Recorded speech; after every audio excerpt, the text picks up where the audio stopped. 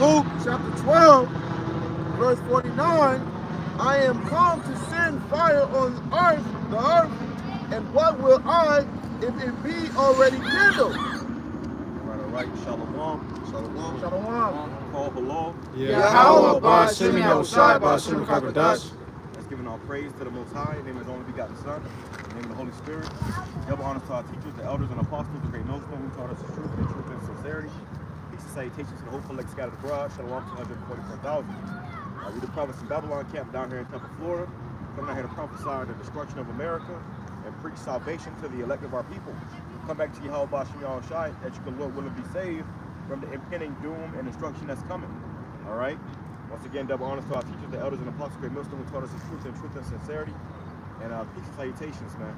Okay? A lot of things that took place this past week, you know, and you can only, you know, imagine what's going to happen this next week. You know, for the past, 3-4 days, it's been plane crashes, you know, bodies getting taken back to the spirit world, you know, in numbers. They're still pulling bodies out of the, you know, that river up there in D.C. from that plane crash, you know. So this is the Lord really turning things up, and it's going to intensify day by day as we get closer to the end of this place, man. Okay? Bring that back. God, this is Luke chapter 12, verse 49. I am come to send fire on the earth. And the Lord, when He comes, who got that lick of fire? Right here. When the Lord, when He comes, it's going to actually be, you know, nukes burning this earth, man. It's going to be actual thermonuclear fire coming when the Lord makes His second coming.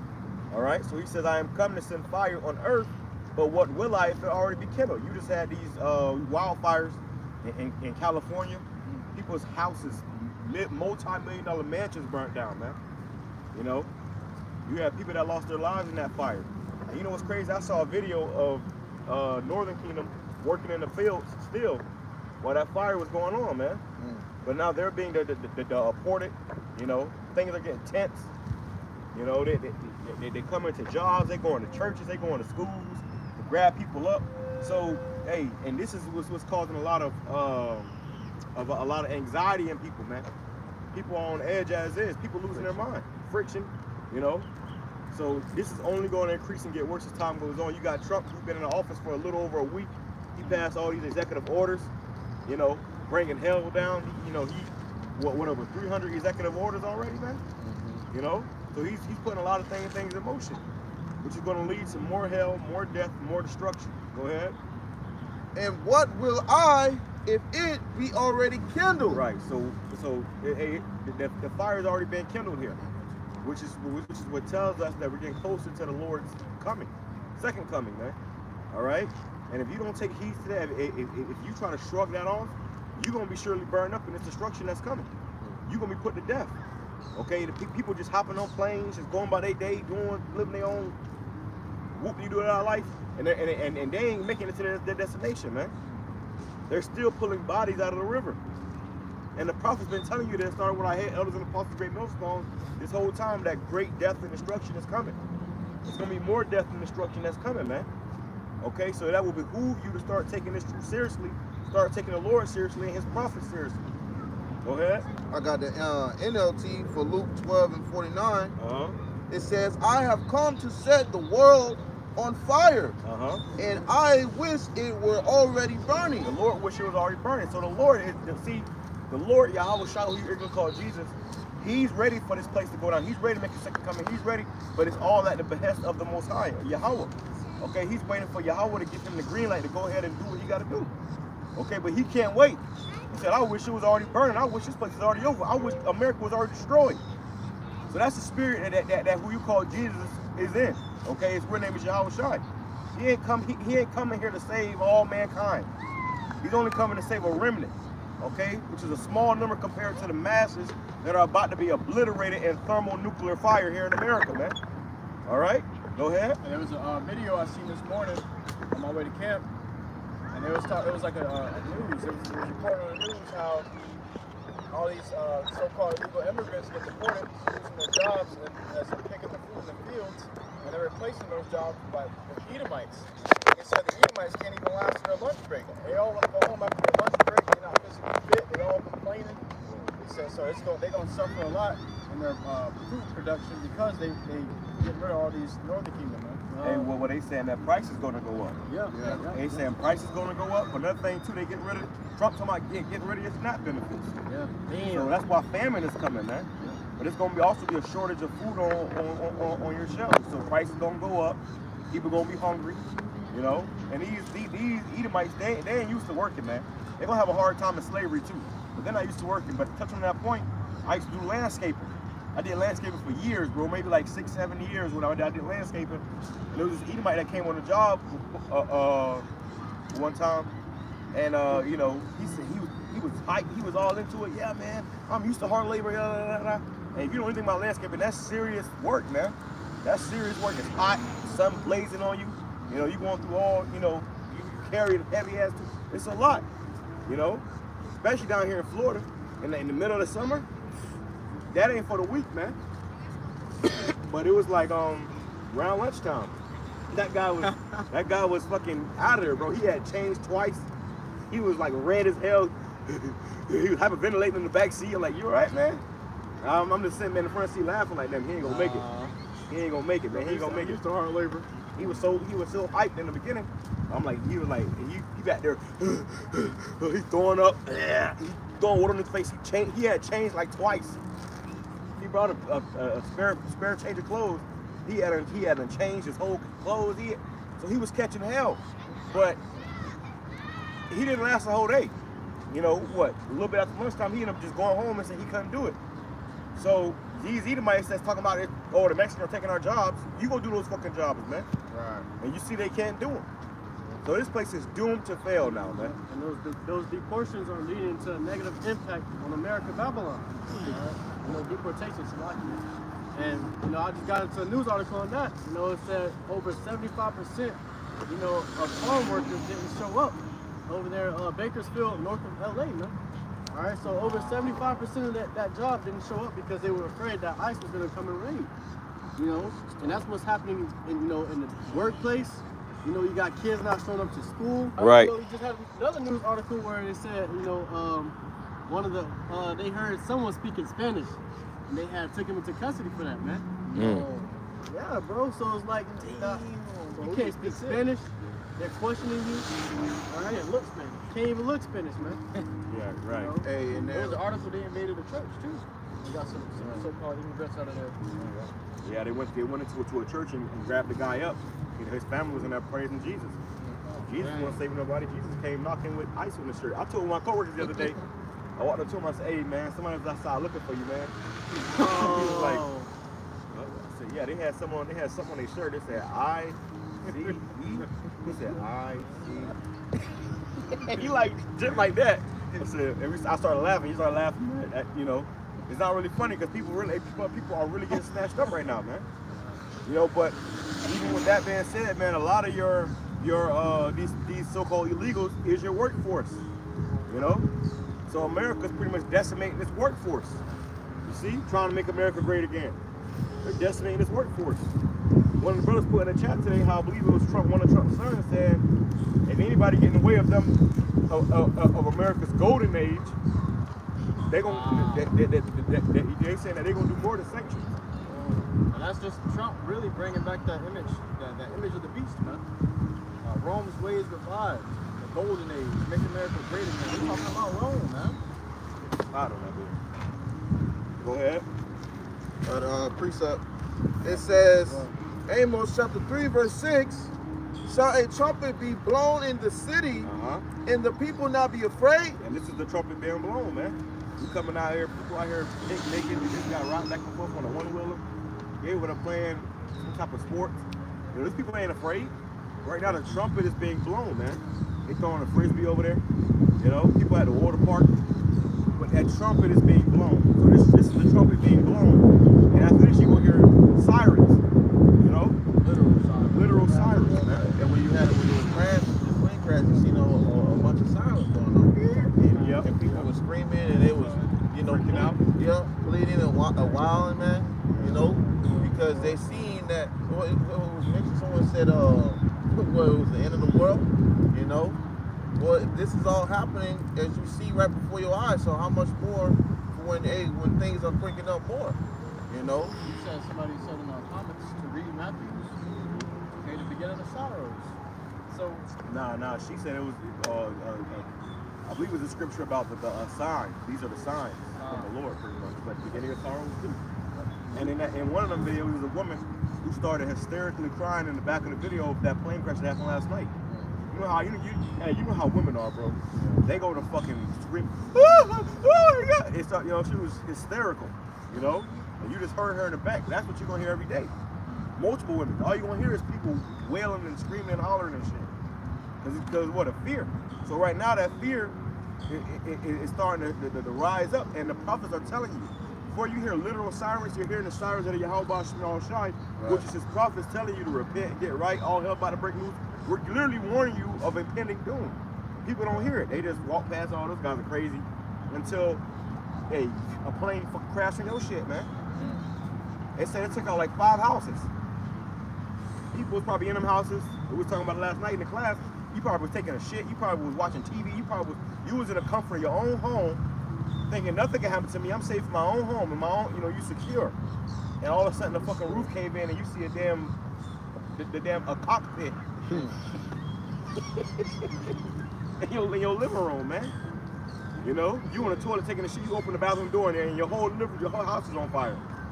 You hear a loud boom, you know what I'm saying? And then another thing too is when you look at the video of that thing coming down, they look like no damn plane. Everybody was saying, even on the news they said it looked like a missile, man. You know, it looked like a missile, man. It came fast. Came fast. Like a missile. Right. So it's and you know, then you have your conspiracies and stuff, which a lot of those conspiracies are true.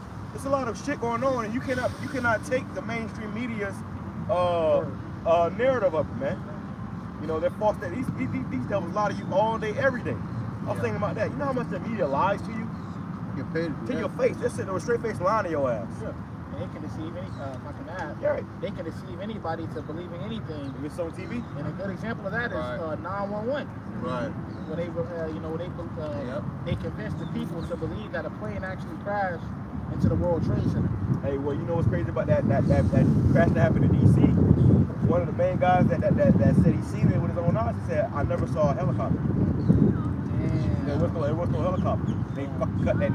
They had to scrap that news article. Hey, this nigga, you know. I was talking to the brother in the park, and I was like, you know, they could tell you that they could put pictures up on the news of all these so-called victims that died in the crash. The whole time it was just nobody was in it. It was remote control. Well, yeah, they said those Black Hawks are remote control, but they said it was a guy. I saw on Twitter it was a guy that was. They said one of the guys that was in that Black Hawk. They said his name on TV, and then he came out with a video, and you could not tell at first until I pressed the video. It looked like that lady right there when he was talking, man. I kid you not. But then you open the video and you hear him sound like a dude. So the guy who they said was in the Black Hawk was a transgender. He's like, guys, I wasn't in the he's like, I wasn't in the helicopter. You know, I'm right here. Don't believe the media. So the media tell you anything, bro. Yeah, at first they were saying that they weren't going to release the name of the guy in the Black Hawk. They said they ain't trying to release that yet. Okay, and if you ain't trying to release that means this is something. There's something deeper to this. The real news is really in the conspiracies, so-called conspiracies. Yeah, all these so-called conspiracies are being found to be true. You got a precept from the brother Gabar. Hold on, was it on that? Continuing, it says, read it from the top. Amos 3 and 6. Shall a trumpet be blown in the city, and the people not be afraid? Shall there be evil in a city? Which evil goes into bad times. Okay, Eve means time, ill means bad. So shall there be bad times in the city? In the city of Philadelphia last night, that shit was on fire. It looked like a complete destruction came through that place, man, and it did. Cars that was on the ground was burnt up. House was on fire. Yep. You know, they said it's like 19 injured. Then you had that whole LA thing. So you just seeing flames go up in this place, man. It says, and the Lord YAHAWASHI have not done it. So it's the Lord that's doing all this, man. The same power we serve, we pray to, you know, that we're, you know, preaching and prophesying about coming. He's the one that's doing this, man. Okay? So it will behoove you to get on his good side. If he the one doing this, you should want to get on his good side. And if you don't, he's going to be doing it to your ass, man. Okay? We're not here to give you whisper a bunch of sweet nothings in your ear like the Christian church do. Prosperity ain't coming. Good times ain't coming. It's about to get fucking worse. Okay? Prices going to go up. Things are going to get more uncomfortable, you know? And you're going to have to really have the Lord with you to endure and survive in these times. Go ahead. Oh, that was on that. Now, keep on reading. Keep on reading. Okay, Colin. It says, Amos chapter 3, starting at verse 6, going down to verse 7, it says, surely the Lord Yahawadah, it says, power will do nothing, but he revealeth his secret unto his servants, the prophets. Well, he revealeth his secrets unto his servants, the prophets, man. So the prophets, which are the Lord's mouthpiece, they're here telling you what's going on. We know what's going to happen. We know what's coming out of this. People trying to figure out what's going on. Why is this happening? When is it going to stop? Is it ever going to stop? Well, we're telling you what's going on. We know what's going to happen. And we know it ain't finna stop. We know it's only going to get worse. Okay? So the men of the Lord had, warning you, give you these warnings. Hey, that right there is just for you to take heed to and hope that you can be delivered, that you can be saved from the destruction that's coming. Because when it comes, it ain't going to be no stopping it, man. All right? Let's sit on that. This book of 1 Thessalonians chapter 5 and verse 3. Start at verse 1. It says, but of the times and the seasons, brethren, ye have no need that I write unto you. For yourselves know perfectly that the day of the Lord so cometh as a thief in the night. The day of the Lord will come as a thief in the night when you people least expect it, man. People don't expect that plane to crash like that. You got people in traffic, driving. You know? When you least expect these things to happen, they're going to happen, man. When you nice and comfortable, you rubbing your feet together in your bed, playing with your children, destruction is going to come. Death's going to be at the door, man. So don't take this thing for granted. Hey, I was watching actually a news video going into it, and there was a guy on the video explaining how he was just going about his day, and out of nowhere he heard a loud combustion, like a whole Lord, it was a loud noise. And when he heard it, he was like, what the hell was it? It sounded like a missile, And then he started looking in the distance, and he seen that there was fire going on, and he was like, people starting to come outside the doors. And the lady, she asked him, she was like, what did you think it was? And he was like elaborating, but pretty much the point was, he was like, it sounded like a whole, plant blew off, like a missile, like a bomb. And that's the state that these people are gonna feel when, more things pop off, man. They're gonna be frightened. Well, there was a rain camera video that showed a man and his wife coming outside the house. And then you seen the so-called plane coming down, and it came down fast, man. All you seen was the explosion. You heard it. As soon as the explosion went off, she went to screaming. She didn't even know what was going on. She just immediately started screaming, a natural reactive response, and ran back in the house. Right. And the one thing about that ring camera too is that the ring camera, it was in night vision because it was nighttime. But when that flash from that destruction was so bright, it turned the camera back onto day vision. Damn. So imagine a nuke, bro. That's it. That's it, man. Yeah, that's gonna blind you if you look into a nuclear explosion. Okay? It says, for when they shall say peace and safety, then sudden destruction cometh upon them. Right, then sudden destruction come upon them. So these people, they're saying, they think peace and safety is coming. Trump said that he came to bring peace. He's going to be a peacemaker. Yeah. He already stirring shit up with these other nations. He's stirring shit up with the border of Mexico with the cartels and stuff. And Canada. Hey, they're saying how the cartel is planting bombs on these planes too, man. I meant to bring that out, but they're saying how they're planting bombs on these trains, on these planes. That's Esau's deception right there. It's like the same way he framed, Ishmael for being a domestic terrorist. That's all the more reason for him to come down with that wrath. Upon the northern kingdom. This video from the Daily Mail says all 6 people on board Mexican citizens. Mexican citizens. Mexican citizens? Yep. Wow. They weren't even immigrants. They were citizens, supposedly. Okay, so it's all coming out with this double. There's always something behind the things that take place. If it's on mainstream media, it's obviously one of the devil's plots, man. That's how you know he's trying to do something else behind closed doors. Because when you start making this whole thing about the whole Shalom, my kid. YAHAWASHI, shy by some going off, this shows you that Esau has something in store bigger than what we see right now. Well, he's making it a crisis. Right, That's yeah. the point. Everything he's doing, he's making this illegal immigration thing a crisis. And that's why Joe Biden was put into office. It was all a build-up to get Trump in there. And have to deal with all that. And order Abkeo. He caused the problem, and they bring the solution. So the solution is what? To deport your ass. Right. Shoot you on sight. Because we want to keep the rest of the American citizens safe. See? Yeah, Trump responded to the plane crashes at a press conference, and he said that these plane crashes have been due to people that have been hired that have disabilities, all right, or mental problems. He said he's going to do away with all of that, man. He said we only want the most intelligent people, the most intelligent species, pretty much, man, that's working for all these jobs, flying planes and all of that, man. Okay, so this may have been a psyop just for him to abolish all these disabled, so-called disability people to getting these high-end jobs, man, like a plane driver. Yeah, they had one of the leaders of the FAA, the aerial, whatever, got to do with the planes. It was a Jake, and they put this nigga in office just because he was black. And they was asking him questions on the stand, and he had no answer for none of the questions concerning to his job. So Trump was saying that shit's over, bro. Like that's what Biden was doing. He's putting people in certain positions they weren't qualified for. Right, it's called diversity or something like that. It's called diversity, equity, and inclusion, DEI.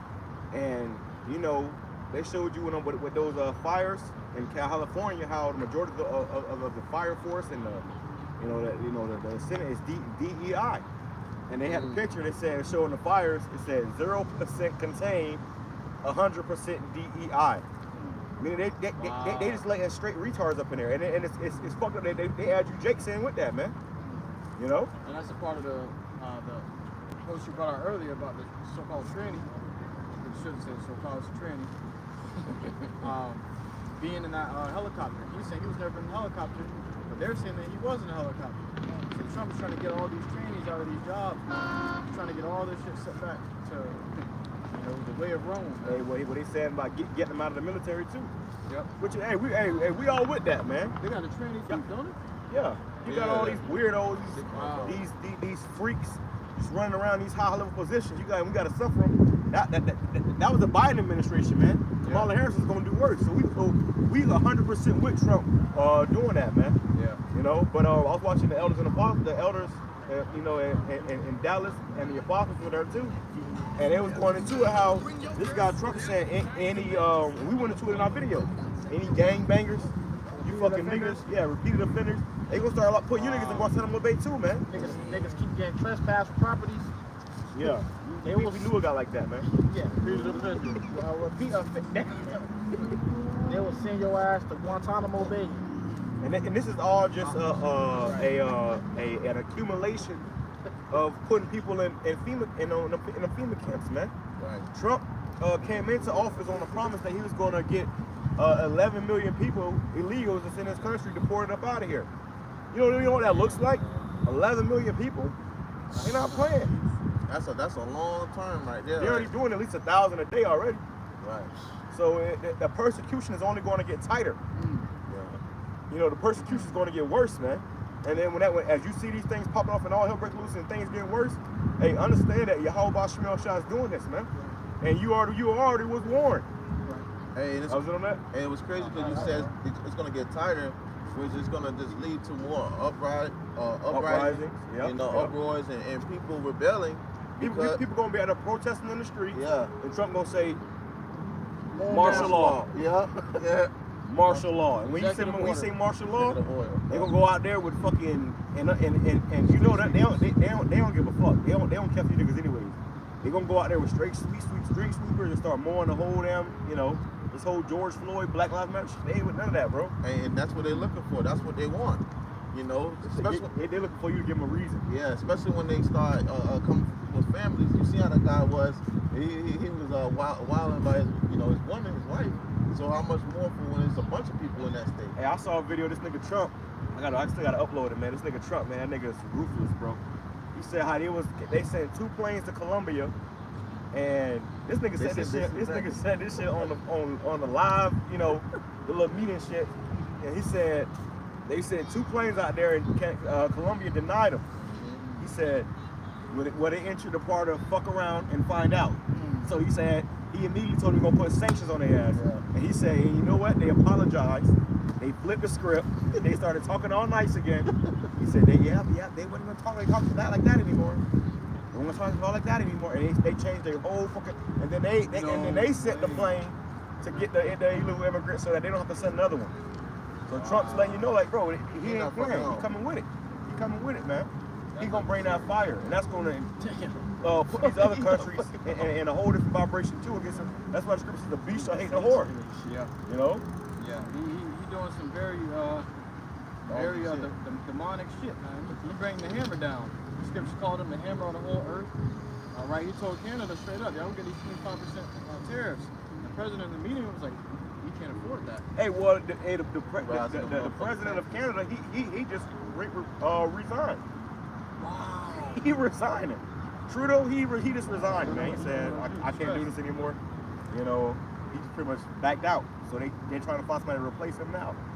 Wow. Trump told him in a meeting, he said, you can't afford it. You can always become the 51st state.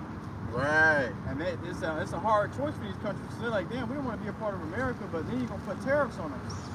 That dude was probably stressed the hell out, man. So somebody else can deal with it. Somebody else deal with that shit.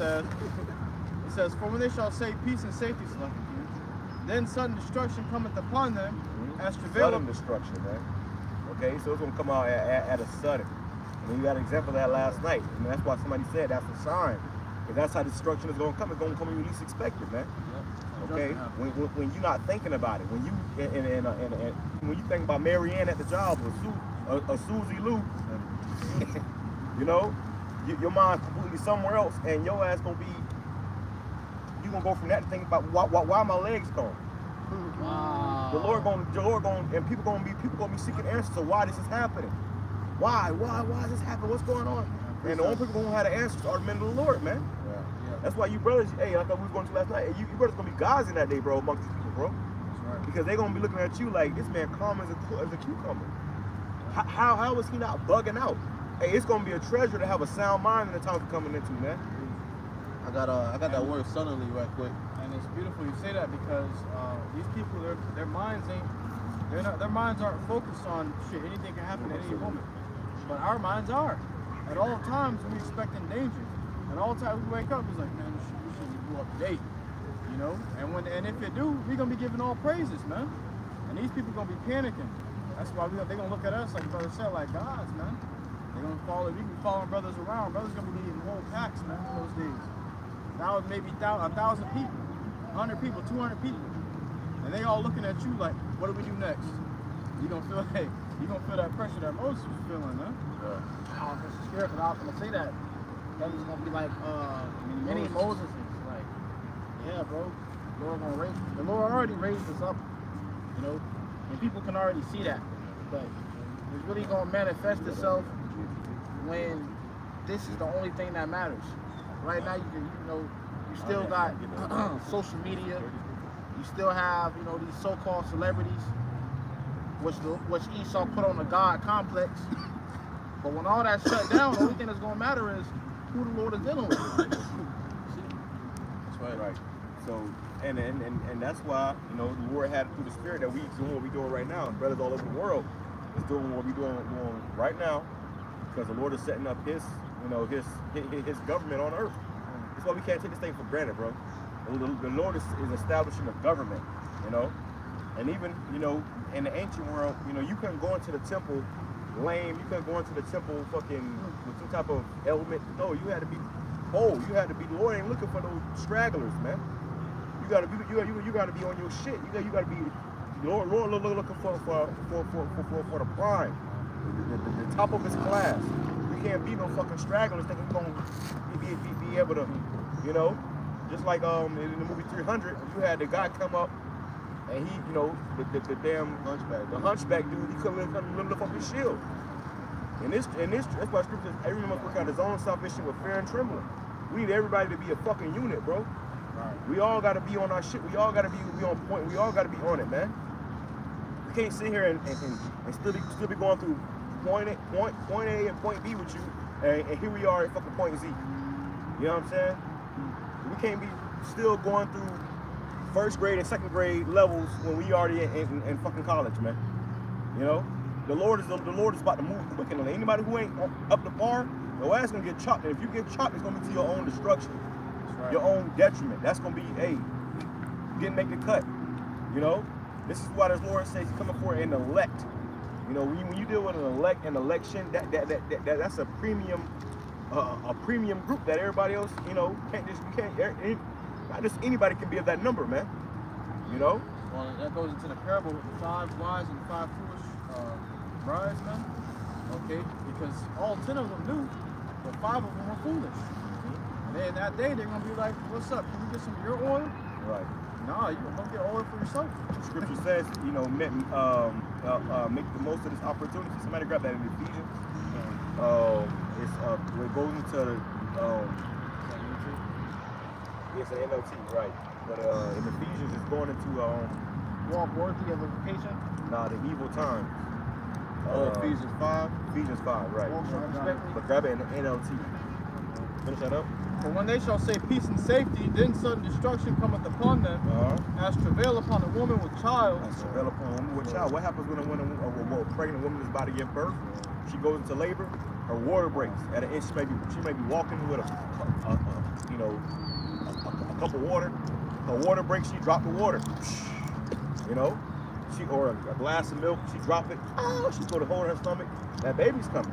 So that's how it's gonna be. It ain't gonna be no. Oh, well, let me go put this cup of milk down first. You know, it's gonna come like that. You know, and that's how people you ain't gonna have time to think about it. Okay. And it's only going to be a remnant that's going to be in a proper spirit when that time does come. Everybody else will run like chickens with their heads cut off, not knowing what's going on, not comprehending anything. It's going to be up here. It's going to be static. You're going to be freaking out, shitting themselves, crying, freezing up. You know. Wow. Out of nowhere. These people are going to be useless, man. They're going to be useless. You know how you in a stare, somebody start freaking out. You got to snap out of it. You know? Like you said, the Squid Games, they're about to do the tug war or whatever, and the people were freaking out. They said snap out of it because they needed them to function so they can all be safe. Or they all would have died. Yep. See what I'm saying? Go ahead. It says, as travail upon a woman with child, and they shall not escape. You're not going to be able to escape from this destruction, man. All right, you got an NLT? I got an NLT right here. This is 1 Thessalonians chapter 5, verse 3. When people are saying everything is peaceful and secure. Yeah, it's all good. It's peaceful and secure. You got food in your fridge, your bills paid, your lights on, your AC blowing. Safe and effective. Right, safe and effective. AC, you know, bed. You got your comfortable bed. You sitting there rubbing your feet together. Wi-Fi. Yeah, and people was like that last night. Whoever was in them houses. Right. They got blown up, man. And just like that, you don't got a house no more. You don't got a car no more either, because that shit caught fire too. You know? The plane when you run through your house and slice your ass in half. Hey, you barely survived with your life. It says, then disaster will fall on them as suddenly as a pregnant woman's labor pain. Right, and that plane was a disaster that fell upon them suddenly, man. You know? The hell with the people that was in the plane, they didn't have a chance. But then the people around the area where it fell upon, you know, it was over, man. If it even was a plane. Right. Hey, go ahead. It says, then disaster will fall. Look at this guy. Trust Jesus. His name ain't Jesus, my man. You ride around with a sign. You think you're doing the work. You ride with a sign talking about trust Jesus. You think you're doing the work, man. See? These people don't know what the hell going on, man. Hey, you ever see them movies, the apocalyptic movies? Every time shit start hitting the fan, you see the poor man on the side of the road with the sign. Well, that's really us. That's not a real sign, man. Right. We're the real sign of the end times. Right. It says, then disaster will fall on them as suddenly as a pregnant woman's labor pains begin. Another thing too, like a guy like that, everybody just, you know, like this whole concept of being a prophet has been you know, ridiculously glorified. People don't understand that the prophets died horrific deaths, man. Right. You know, they were constantly under a overwhelming stress. They were seeing visions that was making them sick. You know, they had to have the courage and be bold as a lion to come out here and prophesy. But before all these people that already hated them in the first place, They ain't want to do that. they didn't want to do that. You know, hey, Jonah tried to run from it. You know, but now the nigga's going to just hop on a bicycle and ride around with a sign, not even saying nothing. A sign that say trust Jesus. You think you're doing the work? Think you're a man? Think you're a prophet? Absolutely not, man. Okay. That nigga would be a trap.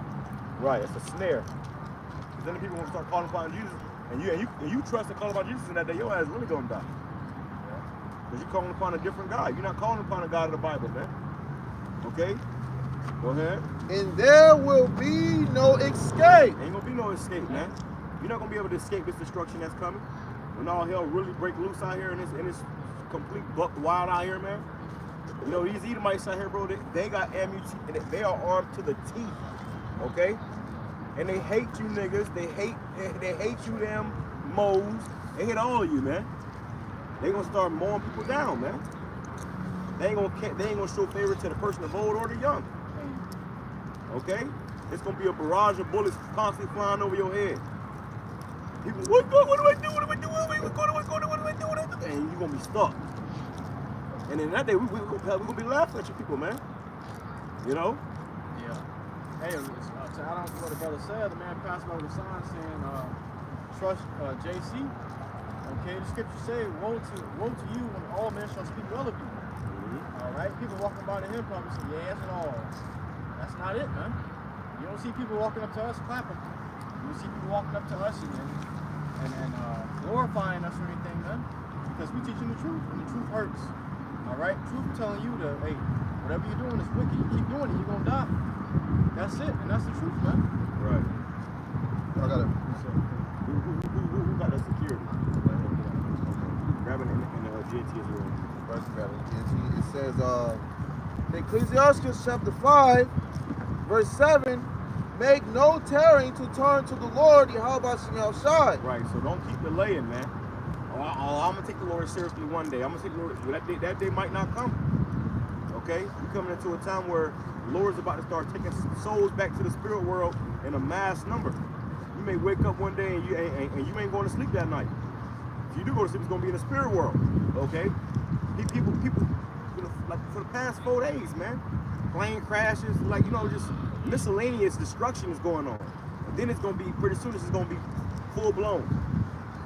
You know, his brother had a dream. He had a dream last night, right? Yeah. About planes just crashing out of the sky like no tomorrow, man. Yeah. It was planes dropping out of the sky, and you had it where people was just running, scared. They didn't know what to do, and then you had even people going as far as cannibalism, man. Right. So the spirit on these people is gonna intensify, man. Right. Because these Americans, they don't fast. They don't go an hour without eating. So what's gonna happen when there's no food out here? People gonna start eating each other. It's gonna be, a dog eat dog world out here, man. Women gonna be leaving their children. People gonna be leaving their elders. The grandma, the grandpa leaving them in the dock. The love of me Like go that. West Coast. What's that movie? I saw a video. When y'all put it in our chat? The movie 28 Days Later. They made it 28 years later. Y'all seen it? It ain't came out yet, but in the old one, remember when that dude was in the house with his wife and his kid? He left their ass. Yeah. He was running. Zombie? Yeah, he left them. He was supposed to be there to take care of to help his family survive, and he left their ass in there. He running, and they looking out the window, and then all you see is the zombies coming in the room. So these people out here, man, they have no idea what's coming, and when it comes, a lot of people gonna die, man. A lot of these people they don't know. See, people think they got 20 years, 30 years. You might not have 20 fucking days here, bro. Okay? The Lord may call your spirit back tonight. He can call your spirit back right now. If you see a plane in the sky, start moving out the way. And that's how it's gonna be. Start packing your shit up. Right. Hey, shit, especially when the grid really go down, you're gonna have hella plane crashes. Oh yeah. When they cut these lights off, that's where it's gonna get real, bro. That's where it's gonna get real. When they shut these lights off, man. Right? Right. Because these lights, they coming off, and that's when Esau gonna really get to snatching shit up. Hey, running through motherfuckers' houses and shit. Yeah, he really don't care if you're an illegal immigrant or not. He just want an excuse to come down and get as many niggas as he can and get the fuck up out of here. That's just to get his foot in the door. Yeah. You know? That's just gonna give him the And you see how these Edomites feel about you immigrant. yeah, he's right, get him. I don't have no remorse for you. Karens and goddamn Carols. They don't give a damn about you, man. I've seen doing this right. I've seen a Get him out of here. Edomite and a Jake dialoguing on the news, and he was like, "How can some?" And the Jake was like, "How can somebody be an illegal immigrant on their own land, land that you stole?" And the Edomite said, "Oh, now you want to bring up history?" Well, yeah, nigga, it's history. It's important. You're the real illegal immigrant. You didn't trade for this land. You didn't purchase this land. But he knows this is not his land. So what he's doing is he's trying to keep his land that he stole. Right. And try to portray it as like he did it in a fair way. Right. Yeah. Nah, motherfucker, you came over, you slaughtered, and you killed. No, they'll tell you flat out. Yeah. You talk to the that's right a part Edomite. of him. Yeah, well, it wasn't stolen, it was conquered. You were conquered by a superior nation. Right. That's what they tell you. So when the Lord And you lost. soup us up, we're gonna conquer you by a superior nation. All right? Right. Exactly.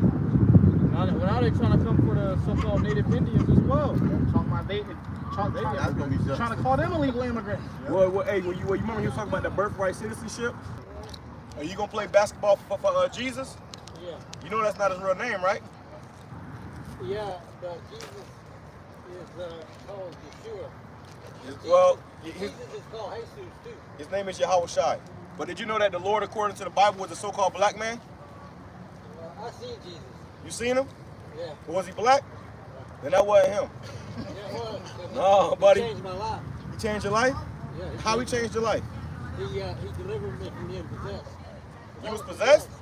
So another demon possessed you from being possessed by a different demon? No, All that happened, brother, is you got possessed by a stronger demon, man. I seen Jesus in 1989. You look like you got possessed by a stronger demon, man. And he delivered me. That demon got you riding around on a bike with a sign in your hand?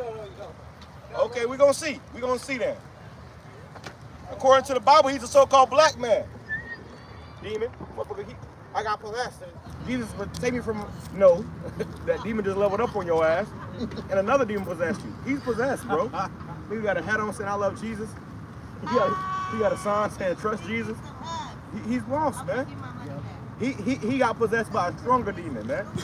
That's why he riding around with a basketball. You know what a basketball court is? Just ride you on the bike. Go look for it. The basketball court is right. You can see it from over here. He wanted whatever it was. Hey, do any of you black guys know where the basketball court is? Right. Nigga know him play no. You know him play no basketball. You know, but that guy's hey, that right there was an example, man. He said, Jesus saved me. No, that wasn't the Lord of the Bible. You got possessed by a stronger demon, man. Okay? These Jesus freaks, they are possessed by demons, a stronger demon. Okay? Because the Lord of the Bible, his name wasn't Jesus. He wasn't a so-called white man. So who really possessed you? Who really saved you? Okay?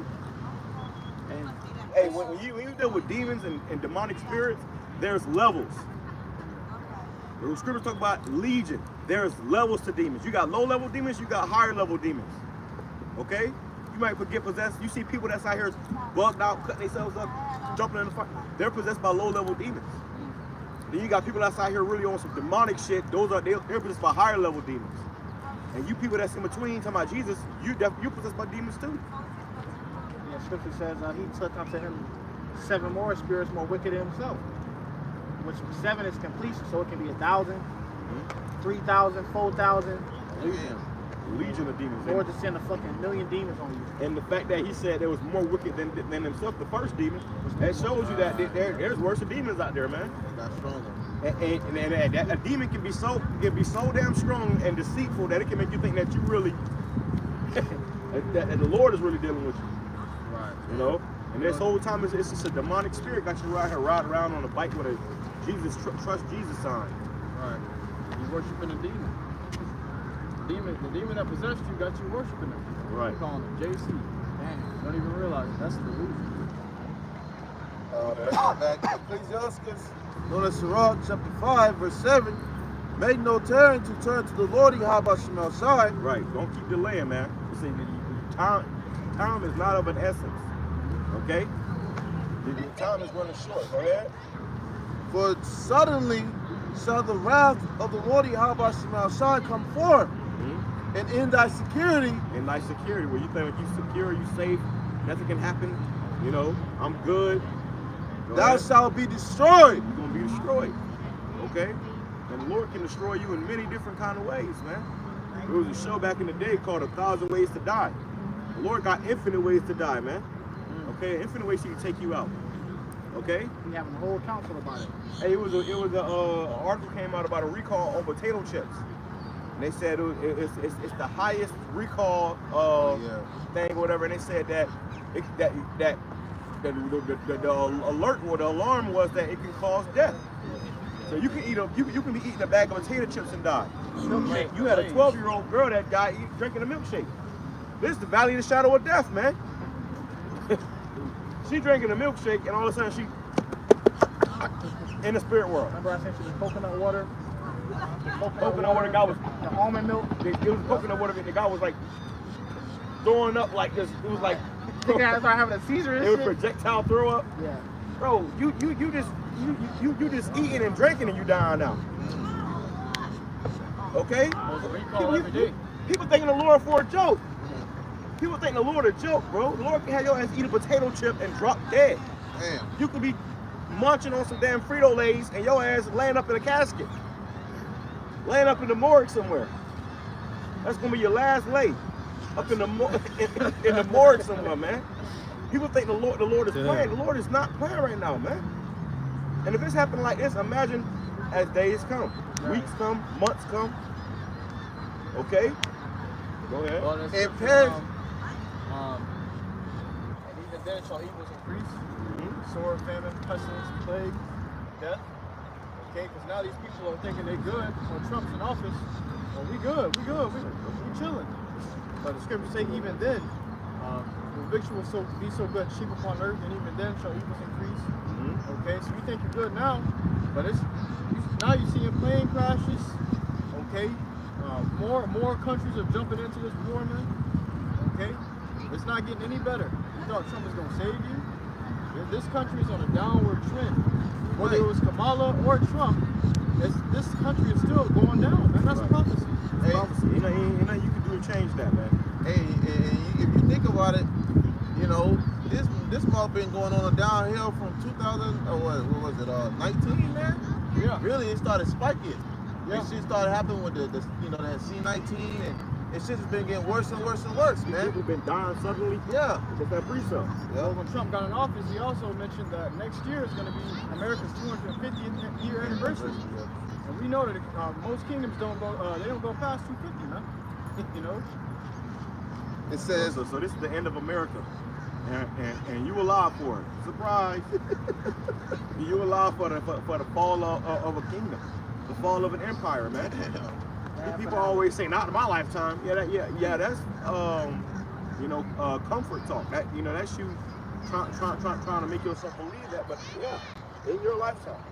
Okay. Now, niggas say that won't be for another million years. Well, nigga, if it was another million years, the Lord put you on earth for it. Right. So here you are today. You don't get it in this life. Right. Go ahead. It says, and perish in the day of vengeance. Perish in the day of vengeance, man. So the day of the Lord's judgment and vengeance is upon us. And a lot of people are about to perish. Okay? There'll be more that's going to be destroyed than that are going to be saved. Okay? Who got that in the GT though? This is Sirach. We're going to go back to that. This is Sirach chapter 5 verse 5 in the GNT. It says, don't be so certain of the Lord's forgiveness that you go on committing one sin after another. Yeah, because people think, oh, the Lord gonna forgive me, the Lord gonna forgive me, the Lord gonna forgive me. Remember the movie The Pursuit of Happiness? when he was giving that story about the guy that was praying for a boat to come save him. Oh no, he was praying that God was going to save him, and he was you know, drifting out to sea, drowning. He said, "Don't worry, God's going to save me." And what happened? The boat came. He said, "No." He said, "You need help?" He said, "No, I'm good. God's going to save me." And another boat came. "No, I'm good. God's going to save me." Another boat came. "No, I'm good. God's going to save me." And then he died and went to heaven. And he said, "What happened?" He said, "God, what happened? Why didn't you save me?" He said, "I sent you 3 big boats, you dummy. You know, I sent you 3 boats. So that was this is the Lord's boat right here. Okay, this is the ark. Okay, the Lord just got prophets out here telling you what's coming, so that you can, Lord willing, be saved. But a lot of people, they just walk by, they just don't, they in their own little world. They don't see it. Okay, bring that back. Scripture said, "The Lord speaketh once, yet twice, but man perceiveth it not." Right. You know, so you ain't gonna get it till you get destroyed. The Lord got us speaking out here, hey, more than twice. And if a plane was to fall from the sky right now and kill 300 fucking kids, everybody gonna immediately start running and screaming and hollering, and they're gonna start coming over here. "Hey, what's happening?" You know what it is, man? You know, you got Jake that already think they're saved, bro. Right. You know, That's another delusion. Yeah, that's a strong delusion, bro. That Jake already think they're saved. All right, not knowing that the Lord can judge you right now. Right. You know, the Lord can take you out of this place right now, take you right back to the spirit world, man. So Jake thinking that they're already saved because they went to church for 2 to 3 days and got baptized. Right. All right. They ain't saved because they go to a building, a church, 3 times, 4 times a week. Yeah, Jake will tell you that shit, man. Oh, you know, I got saved. You know, I got baptized. I'm saved now. But you still doing the same shit you was doing before you got baptized, man. Even worse. Motherfucker got dipped into water, so like got dipped in water and came back up with multiple more demons on him, man. Wow, yeah, bro. You know, they talk about they pay their tithes. Well, pastor just got caught, and the car that he used your tithes to buy, getting glacier by a 15-year-old boy. Wow. That's sick, bro. And they still go back to that motherfucker. Still go to the church. That's the crazy part. That's the crazy part. They'll still be in that same church. Praise the Lord. That's a strong delusion. That's my pastor. Nobody perfect. That's my pastor. Hopefully they're praising their pastors, man. Right. You know, they're idolizing the pastor. Right. That's how Jake is, man. But it goes on. It says, Don't think that his mercy is so great that he will forgive your sins no matter how many they are. He does show mercy. He also shows his furious anger with sinners. Come back to the Lord quickly. Don't think that you can keep putting it off. His anger can come upon you suddenly, and you will die under his punishment. You're gonna die under his punishment, man. And the Lord is about to, he already is, but he's about to really start punishing the earth on another level. You know? What's that? Yeah, that's crazy because the Lord is even, think about it, the Lord is even showing mercy to the people of the world. He takes care of them, they eat, they go to work, you know, the bills paid. Shit, even a homeless guy strung out on crack, he eats, you know. So the Lord is still holding back his anger. But see, once we enter into Jacob's trouble, that's when the Lord is going to pour out his fury, and ultimately leading up to the ICBM nuclear missiles raining upon this place, man. That's why the Lord, hey, us in this have received this truth, and we have received mercy. Right. Hey, that's why it said in there that you mentioned, and that trouble was going to be trembling, what is it? Not a peace, but a fear. You know, paraphrasing. So you're going to see a lot of bodies continue to drop as the year goes on, man. And we just got out of January. You know, we were on a 1 month in, and look at all this that done happened so far. You still got what? How many? 11 more months ago? If that this place, if it has that. Hey, read Ibar Yahawah's precept first.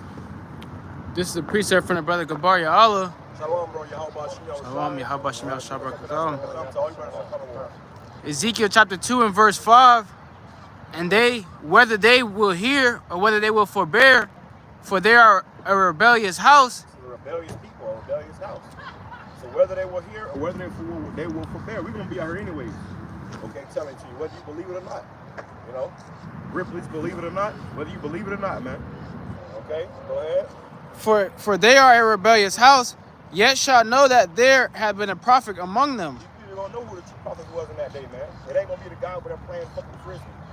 It ain't the guy riding around on a bike with a sign saying, trust Jesus, looking for a basketball court. Okay? This ain't no part-time job for us, man. This ain't something that we just do on Saturday. We doing this all throughout the week, man. Okay? All day, every day. You gotta really live this, man. Okay? It's really gotta be in your spirit. This is our lifestyle, man. Right. And this everybody can't live this lifestyle, man. This is why the Lord said he's only coming for an elect. Okay? He ain't coming for all so-called blacks in the space. He ain't coming for everybody who called themselves an Israelite. He coming for the elect. Okay, the elite of the elite. You got another one. Go ahead. From the brother Ibar Yahawadah, 2 Timothy chapter 4 and verse 2. Preach the word, be instant in season, out of season, reprove, rebuke, exhort. Preach the word. Preach the word, man. What the fuck are people doing out here? You got grown-ass men that know this truth, they ain't preaching the word. You know? Scripture says, preach the word, be instant. And you know how you eat instant noodles, but that shit is poisonous. Instant potatoes, instant, you know, oatmeal. You know, it's ready like that. You know, that's how you supposed to be for this truth, man. Something pop off. Okay, cool. I gotta go into that. You got all this shit happening all throughout the weekend. You ain't went into it. You gotta ask yourself. Scripture says, examine thyself whether thou be in the faith. Yeah. You know, we are spiritual newscasters. If a plane fall out of the fucking sky, I'm gonna do a video on it. If a motherfucking plane crash into a helicopter, I'm gonna do a video on it. I ain't finna sit and say, oh, look at that. Oh, okay. And go back to fucking off. No, this is about preaching the word, man. Scripture says the gospel must be preached into the whole world, and then shall the end come. If we want to get out of here, we got to help preach this gospel, man. All right? Go ahead, bring it back. Even Esau got a slogan. The law department got a slogan that says, if you see something, say something. So if you're seeing something and you ain't saying nothing, how you think the Lord looking at you, man? Right. You ain't none of mine. Right. You seen that, right? And the Lord know you seen it. That's what He showed it to you. He showed it to you, and you just blew up. You know? A lot of times the Lord will show you stuff to inspire you to go into it. If you're a prophet, you're going to go into it. But if you see it and you don't, nah, that man ain't a prophet. Jeremiah said, I couldn't keep the words in my mouth. Right. You know, the word was like a fire in his tongue. It had to come out. That's supposed the Lord to put a spirit on him, the spirit of fear, the spirit of prophesy. Get it on you, you got to examine yourself, man. And brothers don't always be in that spirit like that either, but you got to pray for the spirit. Right. Sometimes you're like, oh, I'm not really feeling the spirit. Well, you got to pray for the spirit. There's times where I do a video, I'll pray YAHAWASHI, this lesson. You know? And then I start listening, and this precept start coming to my mind. The spirit just thrusting you, man. Yeah. And if you ain't getting the spirit, ain't feeling the spirit come upon you, you really got to examine what you're doing. Right. Because scripture say, wisdom of spirit, the Holy Spirit of discipline and wisdom, will flee from thoughts without understanding. Will flee from a wicked mind. So if you got yourself in this world doing wicked shit, doing wicked things, you're not gonna feel that spirit come on in. It's not gonna be able to suck you. You got to make the house habitable. All right. Nobody want to come into a house that's got rats, roaches, it's all dirty. It's yeah. You gonna try to get the hell up out of there. Yeah, you're gonna try. That's the spirit. You imagine. That's great. That's a beautiful point. That's a beautiful point he just said right there, bro. If you walk into a house and that shit smell like piss, shit, rats, you see roaches, and you ever see them videos on the house and it's full of roaches? The hoarders. Yeah, the hoarders. But you ever see those houses that it'd be like guys that like farm roaches, and it's like them big ass roaches, and they just like they're covering every single part of the house. You're not stepping in the house. Right. So if you just a fucking nigga out here, guess what? The spirit ain't gonna step into you. The spirit gonna rather go to somebody who's trying. You know? Clean in there. Right. So habitable. The spirit is the Holy Spirit of wisdom is Sophia, like unto a woman. You take on a date, getting to know one another. You want to bring it back to the house, but your bed not made. House not clean. You got roaches skydiving in your food and shit. skydiving off the fridge. Right. Off the ceiling. Running across the TV. Jumping in your cereal and shit. Backpedaling Satan with it. Right. And the fact that your house still like that means you have pleasure in it. Right. And that's the same as you having pleasure in your iniquities. The Lord ain't gonna deal with you. The Lord, the scripture says, give him no rest until he restores Jerusalem. And how is the Lord gonna clean you? No. He gonna clean. He gonna clean the elect through the word. But if nigga ain't of the elect, how you gonna clean you, man? By fire. Fire is a cleansing agent, man. That's what the Lord said. He gonna send fire. First he sent water. That's another cleansing agent. But now he's gonna send fire. That's another cleansing agent that he gonna send. That he gonna use. And this time it's gonna burn you. Okay. If something is so contaminated that it can't be clean, you gotta burn it. You know. Bring it back to its natural state. Okay. That's why you purifying, right? You know, like if you have a chunk of metal, in order to take out all the impurities out of that metal, you gotta what? You gotta burn it. You gotta set it on fire, and then it purifies, and you can put it back together and mold it to what it's supposed to be. You see? Now it's gonna look nice and shiny. Right. It says, preach the word. 2 Timothy chapter 4 and verse 2. Preach the word, be instant in season, out of season, reprove, rebuke, exhort with all long suffering and doctrine. The brother also dropped Wisdom of Solomon chapter 1 and verse 4. For into a malicious soul wisdom shall not enter. Into a malicious soul wisdom will not enter. So if you're just a diabolical nigga. Hey, I was going to pick the brother up earlier, man. There was a nigga around the corner. This nigga had dreads, right? This nigga had dreads, bro. And you know how Jake be wearing a little cap? Yeah. With they dreads? Well, he had a cap on his dreads and the shit was going up like this. Like Marge Simpson. You know? Like the Cohen. Yeah. It was just, like, you know how Marge Simpson looked? Yeah. Imagine that, but it's a black ass nigga with some dreads, man. So the Lord can't deal with somebody like that, man. You know? You have strayed too far away. And the only way the Lord can deal with you is if you got to start coming back towards Him. Yeah, what the scriptures say, Asa said to King David in the war, he said, the Lord will stay with you as long as you stay with him. And he will not forsake you as long as you don't forsake him first. So it always going to start with you. And what the scriptures say, the Lord ain't caused no man to be tempted, but you are drawn away from your own lusts. Let's keep up, bro. So like, you are drawn away from your own lusts, man. Okay? So you can't say the Lord tempted me to fall away. You were drawn away to your own lust and tempted. The Lord said you can't, you got no dealings with a sinful man. Yeah. It says, Bring it back. Wisdom of Solomon chapter 1 and verse 4. For into a malicious soul wisdom shall not enter, nor dwell in the body that is subject unto sin. Well, that means it ain't gonna stay there. You can't expect the spirit to enter in and stay with you. That means that spirit gonna give you that passion to do the work of the Lord. All right, so you gonna get up and I got to do something for the Lord today. All right, but that's not gonna enter into you. You ain't doing what you're supposed to be doing for the Lord. You ain't on your P's and Q's. You ain't supping with the Lord. Lord, that's those type of guys. The Lord said, "Depart from me, I never knew you." All right, because He has no relationship with you. The Spirit ain't got a record of dwelling with you. That was it. I gotta fix that. Hold on.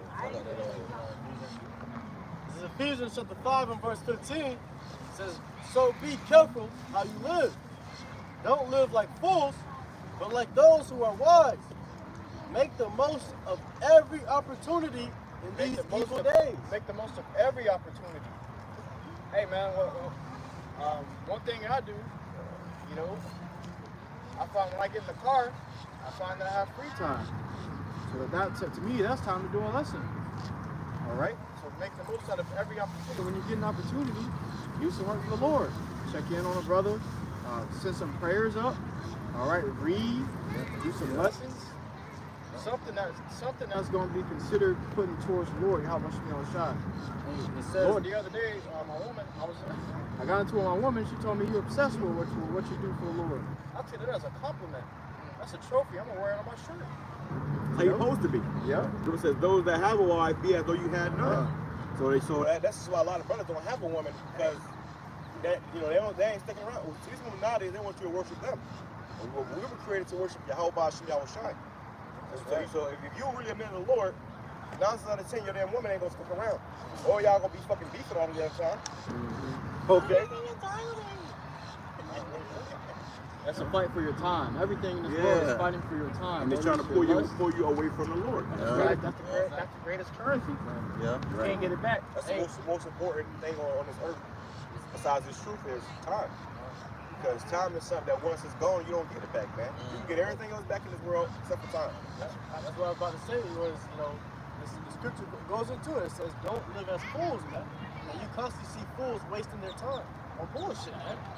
Just hanging around, man. Just hanging around. But you wise man, you will make the most of every opportunity to serve the Lord Yahawashi. Because serving the Lord Yahawashi, that's gonna please the Lord, man. And you know what the Lord will do? You know what the Lord will do? He'll give you all type of opportunities. Oh yeah. And a perfect example is that movie In Time. And he ran into this rich woman. He was poor, so he didn't have much time. But time was their currency. He ran into a rich woman who had ample time. And when she saw him running, she said, "I've never ran before." And he was like, "What do you mean?" He was like, "Because I have so much time, I don't need to run." But he had little time. And the ones with little time were considered the poor people. Right? So he was running everywhere. He was rushing. So I never had to run before. Brothers be rushing to work, man. Yeah. We ain't got ample money. We got little money. Right. You know? I got a preset to back the brothers up. Hold on. Let me finish up. It says, make the most of every opportunity, and that's another thing. Salaki out there, you're gonna have these opportunities that the Lord's gonna, give you. All right, and when the time when all hell breaks loose, and you didn't take time to make the most of those opportunities, you're gonna be thinking about all those opportunities you could have made, the most out of them, right? To serve the Lord Yahawashi. Right, because you're gonna think about all the times when you see when the sky is fucking red. You're gonna think about all those opportunities, man. Right. You're gonna think about, I could have done more. Yeah. You're gonna think about all you did for the Lord. You're gonna know that, which we all could never do enough. Right. But you're gonna think about how you could have did more. And if you ain't even doing the bare minimum. That's the type of spirit you do not want to be in, man. Especially in that day. Backing up that point, I did a lesson this week, going into that, the Lord gonna give you everything you give him. And I was meditating like, when you calling upon the Lord, like, it's crazy because calling upon the Lord, you pray to the Lord to come through for you because you're in a straight situation.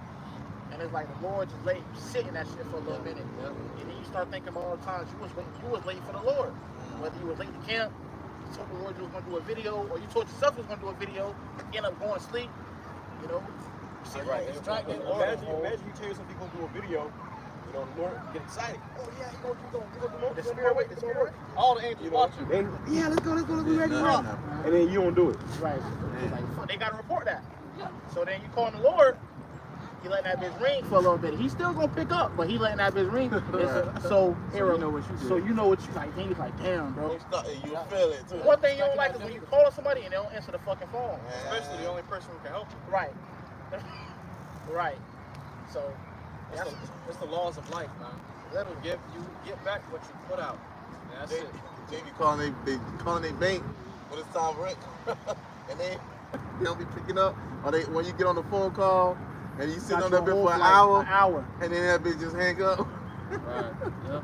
So that's how you don't want the Lord to do that to you, especially when they got you in the FEMA camp. Got you in about to snip your nuts. Put you in a nut country, and the Lord, or motherfucker kicking your door, and got your family at gunpoint, and he pulling down his pants about to pop your wife and running. You pray for the Lord to come in, need a miracle in that moment, not 2 days later. Right. So how the fuck you going days without serving your whole BAHASHAM YAHAWASHI? You see? That's why the elders and apostles been getting on, brothers, be what? Daily edification, man. That what that mean? The Lord is raising a standard. Right. Okay, all this bullshit. I just want to do the bare minimum and smile. I'm gonna be good. No, you're not gonna be great. Okay, this ain't fucking Tony the Tiger. You're gonna be the fuck out of here, bro. The Lord about to start snipping niggas all this year. This year, the Lord gonna start snipping niggas, man. Like movie Squid Game. They put you through all these different tests and games you gotta play. And they start off with 500 people. Yeah. By the end, they go down to one person. Damn. That's what the Lord is doing right now. That's what the Lord doing, man. Okay? Most motherfuckers don't make it through the first game. Exactly. Niggas getting cut off now. How much more Jacob's trouble? How much more Jacob's trouble? How much more in the days leading up the to real Jacob's test? trouble? Yeah, with the real test. And you know why most died in the first game? Because they thought this shit was a game. They thought this shit was a game. Wow. Absolutely. Most people died. Watch that show, Squid Games, man. It's a spiritual ass show. But most people died in the beginning, the first game, because they still thought it was a game. And what the dude said in there, he said, I played this game before. Right. You know, because he been through all that before. He know what's going to happen. Right. They didn't. All right, so they thought it was a game, and they was playing it like it was a game, but then when they realized people were actually dying, they're like, oh shit. You know, that's how it is with this truth. This is serious business. This is the Lord's business, man. That's right. Judge your ass, man. Beautiful point. He said, then they realized people was actually dying. Yeah. If you got to equivalent all these things to the truth.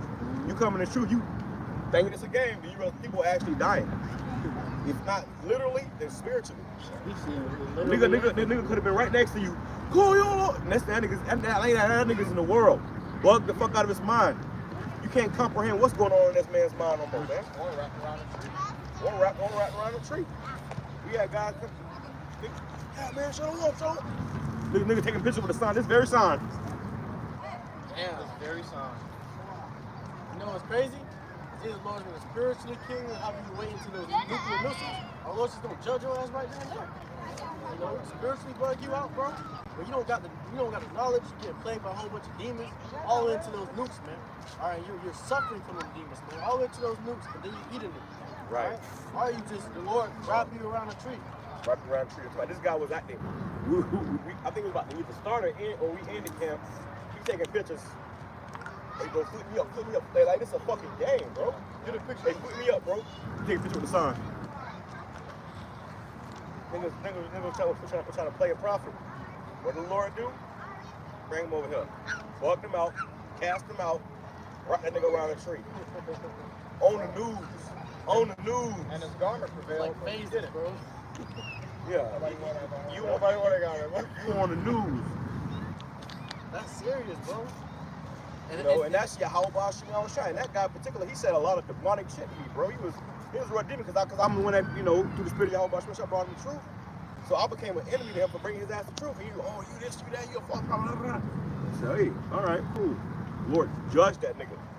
Yeah, So, bro, be careful what you say about brothers as well, too, man. Don't do the same thing to brothers, man, because you mad or whatever, because you throwing a hissy bitchy fit. That shit, Lord, come back and bite you in the ass for that shit, bro. I've seen that shit happen on many occasions in this truth. Guys go to. I ain't finna go back and forth with you like no fuck. Like I'm arguing with a man female. Nah, bro. So guess what? Eventually, the Lord judges these individuals, man. We've seen this, bro. And if you've been in this truth long enough, you're gonna see it too. Hey, family members, old friends talking shit. Oh, you nigga, then that nigga get judged. You know? There's a lot of scriptures say listen to your spiritual leaders because they do this because they're looking out for your souls. Right. And they don't want you don't want them to do it grievously because that's not good for you. And then also they already went through the shit. You know, if they've been in this truth long enough, then the Lord's already tried them with many different situations where they had to get through the same shit you have to go through. You know? So, you know, that brother looking out for you, man. All right, it's like, you know, brothers, you know, that the Lord is dealing with, you have plot on them, man. The Lord says, offend not one of these little ones, man. All right, because once you offend them, the Lord sees that he's offended. The Lord will judge your ass for that, bro. So you know, you will probably come across one of the prophets, you will probably mock, scoff. Like the brother said, you know, threaten the brother, you know, then that brother sending curses upon you, or he don't even have to send curses upon you. The Lord gonna deal with you, bro. All right, because you messing with this brother, all right, and you know you disturbing this brother and offending, you know, the man that he mess with. All right, the Lord's gonna destroy you, man.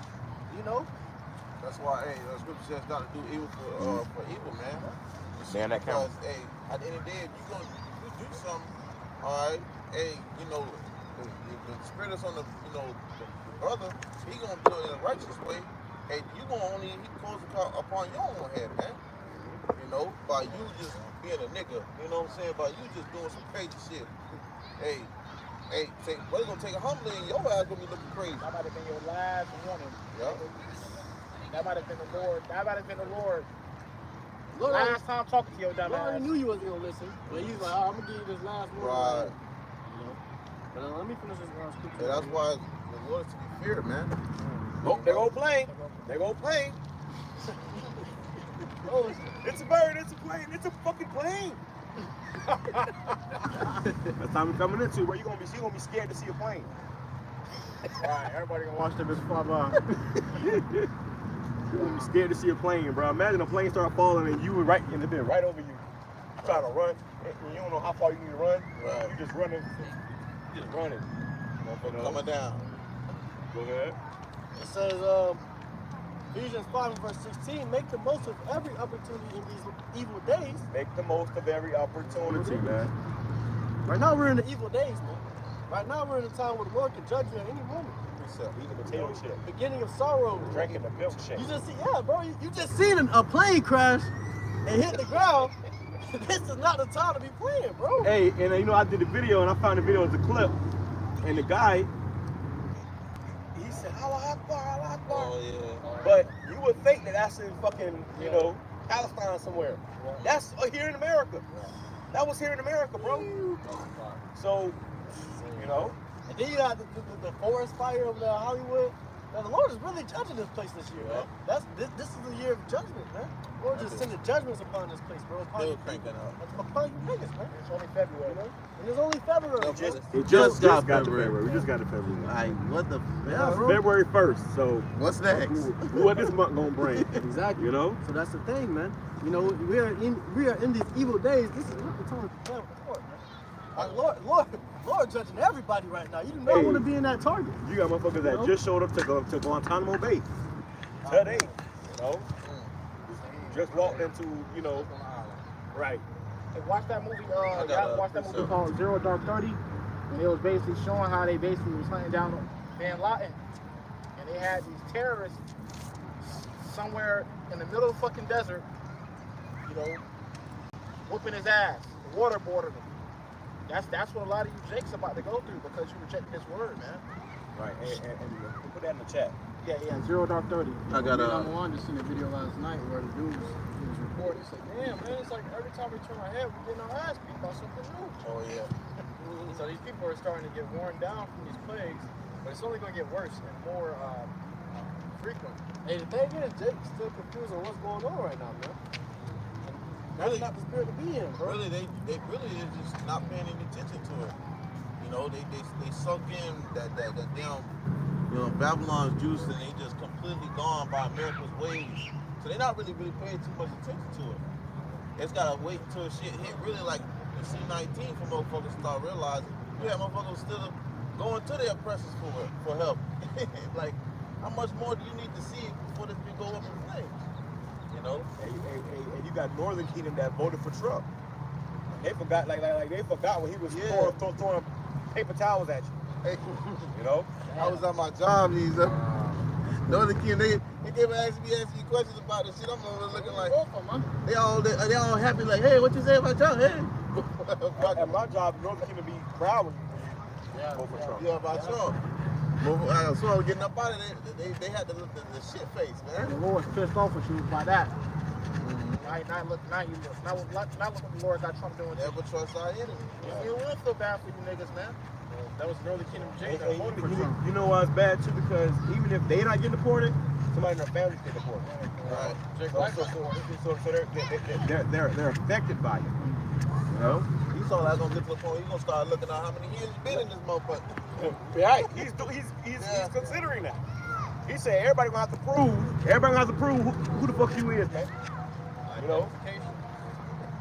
And you know, when you go into he talking about this birthright, I did a video on him, he talking about this birthright citizenship. He said that was really created for the children of slaves. Meaning they make birthright citizenship a thing because when the slaves that came over here from overseas, from over the ocean, they came here, they weren't citizens. They were property. So when they had children, those children became property or citizens, so-called, which really means property of America. You was made in America.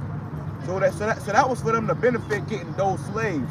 Now it's falling back on them because they got to say, okay, well, these people that's coming in here, you know, and we ain't bring them in here. You know what I'm saying? It's different from somebody that you bring in your country on the ship to somebody that's just coming in here and you don't want them here. So they got to deal with this, but pretty soon they're gonna try to say, you know what, your ancestors were not from here anyways. You know, Esau gonna show his horns, bro. Really? And it's gonna come upon all you tribes, okay? All you tribes, whether you Negro, Haitian, see Haitians getting deported, Dominican, Puerto Rican, Cuban. And this man coming down with that hammer on you. Shit, what's stopping him from saying you Negroes not real citizens? Well, you already said it. Exactly. You getting there? That's We what already slaves, you were citizens, you were slaves. but now he already saying that any of you niggas that's you know criminals and felons. Yeah. Yeah. We gonna report your black ass too, man. He said if you don't like what I'm doing, you can leave too. Hey. So now you have where Esau is gonna get all into that Edomite spirit. Hey, and what's that gonna do? That it's already happening, but it's gonna give it more and hyped up with these other Edomites.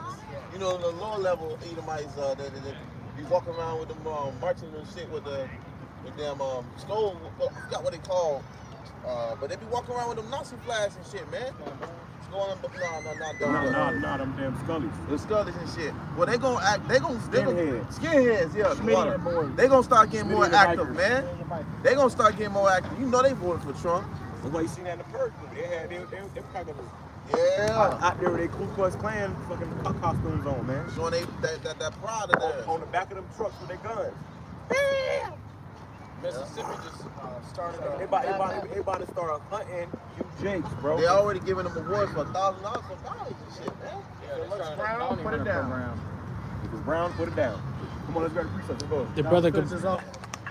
It says Ephesians chapter 5 and verse 17 says, don't act thoughtlessly, but understand what the Lord wants you to do. Right. Don't want to be acting thoughtlessly out here just, you know. People not thinking out here. They just doing whatever their flesh desires. You know? Don't be out here like that, bro. You gotta be conscious, consider everything. And everything you do, consider YAHAWASHI. All day, every day. You got people that go a day without even thinking about YAHAWASHI, without praying to YAHAWASHI. What's to stop them from destroying you? You know? Praying to him all day once they take them trouble hit off. I got a precept. This is 2 Timothy chapter 3, verse 1. This know also that in the last days perilous times shall come. Perilous times is coming, man. Very, very dreadful times. We in these last days, man. Bad time. You know? Just know, perilous times shall come. So it's only going to intensify from here on out. It's not going to slow down. It's not going to. We ain't in the time of it cooling down and then heating back up again. No, it's just going to heat up. Okay? This nigga Trump has been a week in office and people's lives have been changed already. You know, drastically. You know, first week. God damn, what a hell. It was hard getting through the first week for a lot of people, man. Imagine from here on out. I got a quick one. It says 2 Timothy chapter 3, verse 1. This know also in the last days perilous times shall come. For men shall be lovers of their own selves. That's what they are. Everybody's they post it up, taking pictures, looking up. It's all about themselves.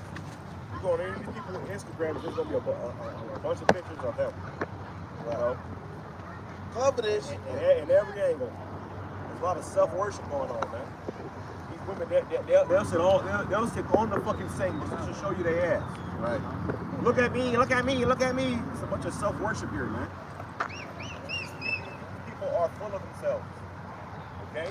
So the Lord told us we will be in this time like this, man. You know? Go ahead. It says, for men shall be lovers of their own selves, covetous. People, they can never have enough. They're greedy as hell. You know? Go ahead. Boasters. They're proud as hell. That guy was boasting about Jesus. He didn't even know what's going on like according to the Bible. Then he said, all right, what, nigga? Watch your fucking mouth. Might be your last time. It says, proud blasphemers. It says, disobedient to parents. Unthankful and unholy. These people are unthankful. They don't even thank the Lord every we get at him. It's a lot. But unthankful. They go. These people. Like, look at them playing the frisbee. Do you think they ain't praised the Lord today? You know. Hell no, man. These people, they haven't even thought. They haven't even thought the Lord. He woke you up this morning. He still got breath in your lungs. He still got you in, you know, somewhat of a healthy condition. Hey, the scripture says they doth not consider. So they, you know, our people don't consider it, man. They, you know, they go do, you know, daily walks in the park and setting up goddamn birthdays and celebrating, you know, Valentine's Day and all this shit, but they don't consider YAHAWASHI, man. You know, and they just continue in wickedness. I mean, I don't know what it entails. So you're gonna see more and more of our people, you know, indulge into these things, and when that day comes, you're gonna see the judgments that come from it, man. You know, which is gonna be terrifying. To see. You know, because we, hey, like really now telling you, hey, this is come. It says, that's why it's best to just listen.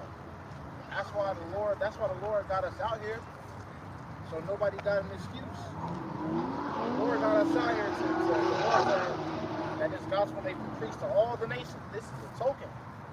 The Lord is doing this for His sake, man. Okay?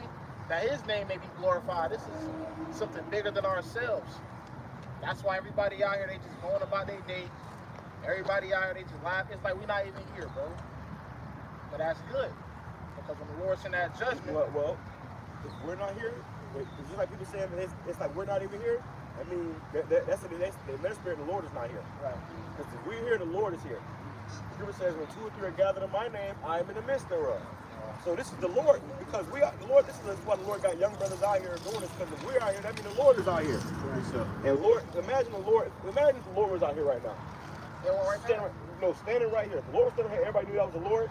This park would be full fucking capacity times 10,000, 100 million. Okay? People trying to get healed. People trying to do this. People trying to do that. Lord, they got questions. The Lord was right here right now. But see, the thing about it is, the Lord is here. Because His men are here. 2 or 3 that are gathered in my name, I am in the midst thereof. So we standing right here preaching this gospel, telling you this word, but truth be told, the Lord is standing right here too. And in all the camps. The Lord is standing right there, and He's watching like who gonna take heed. So he watching you walk past and wave your hand. It's like you're doing it to Him. Right. But you're doing it to His men. The prophets are the mouthpiece of the Lord. And Yahawashi said, he that receiveth you receiveth me. He that receiveth me receiveth Him that sent me. So if you ultimately reject us, you're ultimately rejecting the Most High, Yahweh. Right. And now He got a bone to pick with you, man. Right. See? Especially on Judgment Day. Come on, bro. You're not talking that crazy. You ain't talking to us, nigga. Right. We just, because it ain't our message. We're the ambassador. Right. We're an ambassador. If you say an ambassador, you're speaking to that person in regards to that whole, whoever sent them. Right. Like you go like, a king sends his messenger to another kingdom. Right. He tells him, hey, this is what the king said. He say, fuck off. That's what you just told the king. You just told the king. Right, you told the king, okay. Now it's time. Or you kill the messenger. Right. That's automatic war. And that's pretty much like as if you would have killed that king. Right. And what that king do, you go to war with your ass. Right. So now the Lord is going to go to war with America. How about the messengers? You denied the messengers. How about the king? The king used to say, if you kill the messenger, the king finna go to war with your ass. Off rip. It's automatic warfare. That's how it's gonna be for some of us. The Lord said that. He said, touch not my anointing and do my prophets no harm. Well, if you deny or kill the messenger, then you pretty much deny the king and his message. Break out precept. Like the movie 300.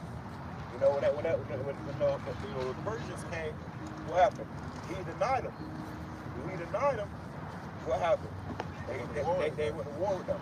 And they sent league after league after league. Because their whole, at that point, it's war, so the whole goal is to destroy them. Right. You know, I try to be diplomatic. This is the Lord being diplomatic. Now it's time for destruction. Because either way, you're going to have to bow to a king.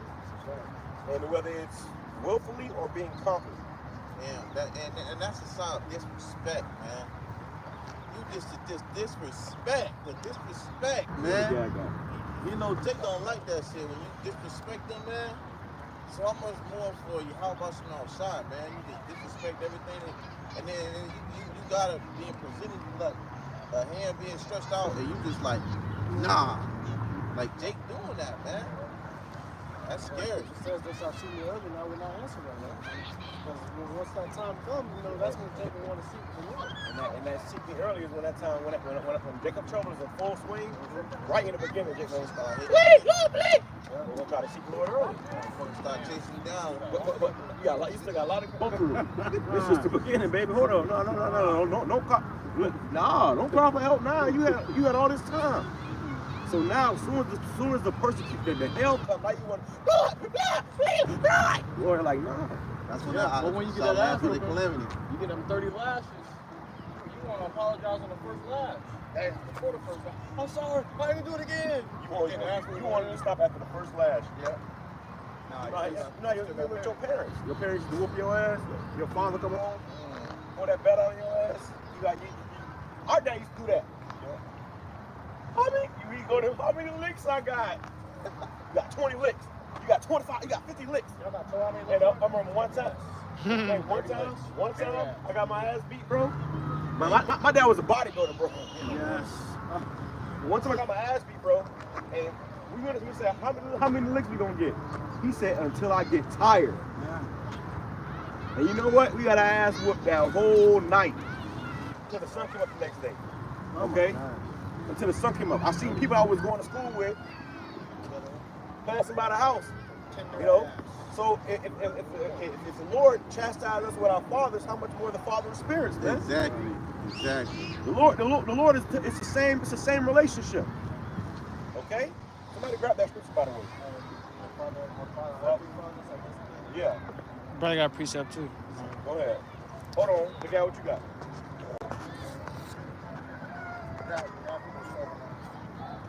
Come on, let's go. I got precept. This is Hebrews 12:9.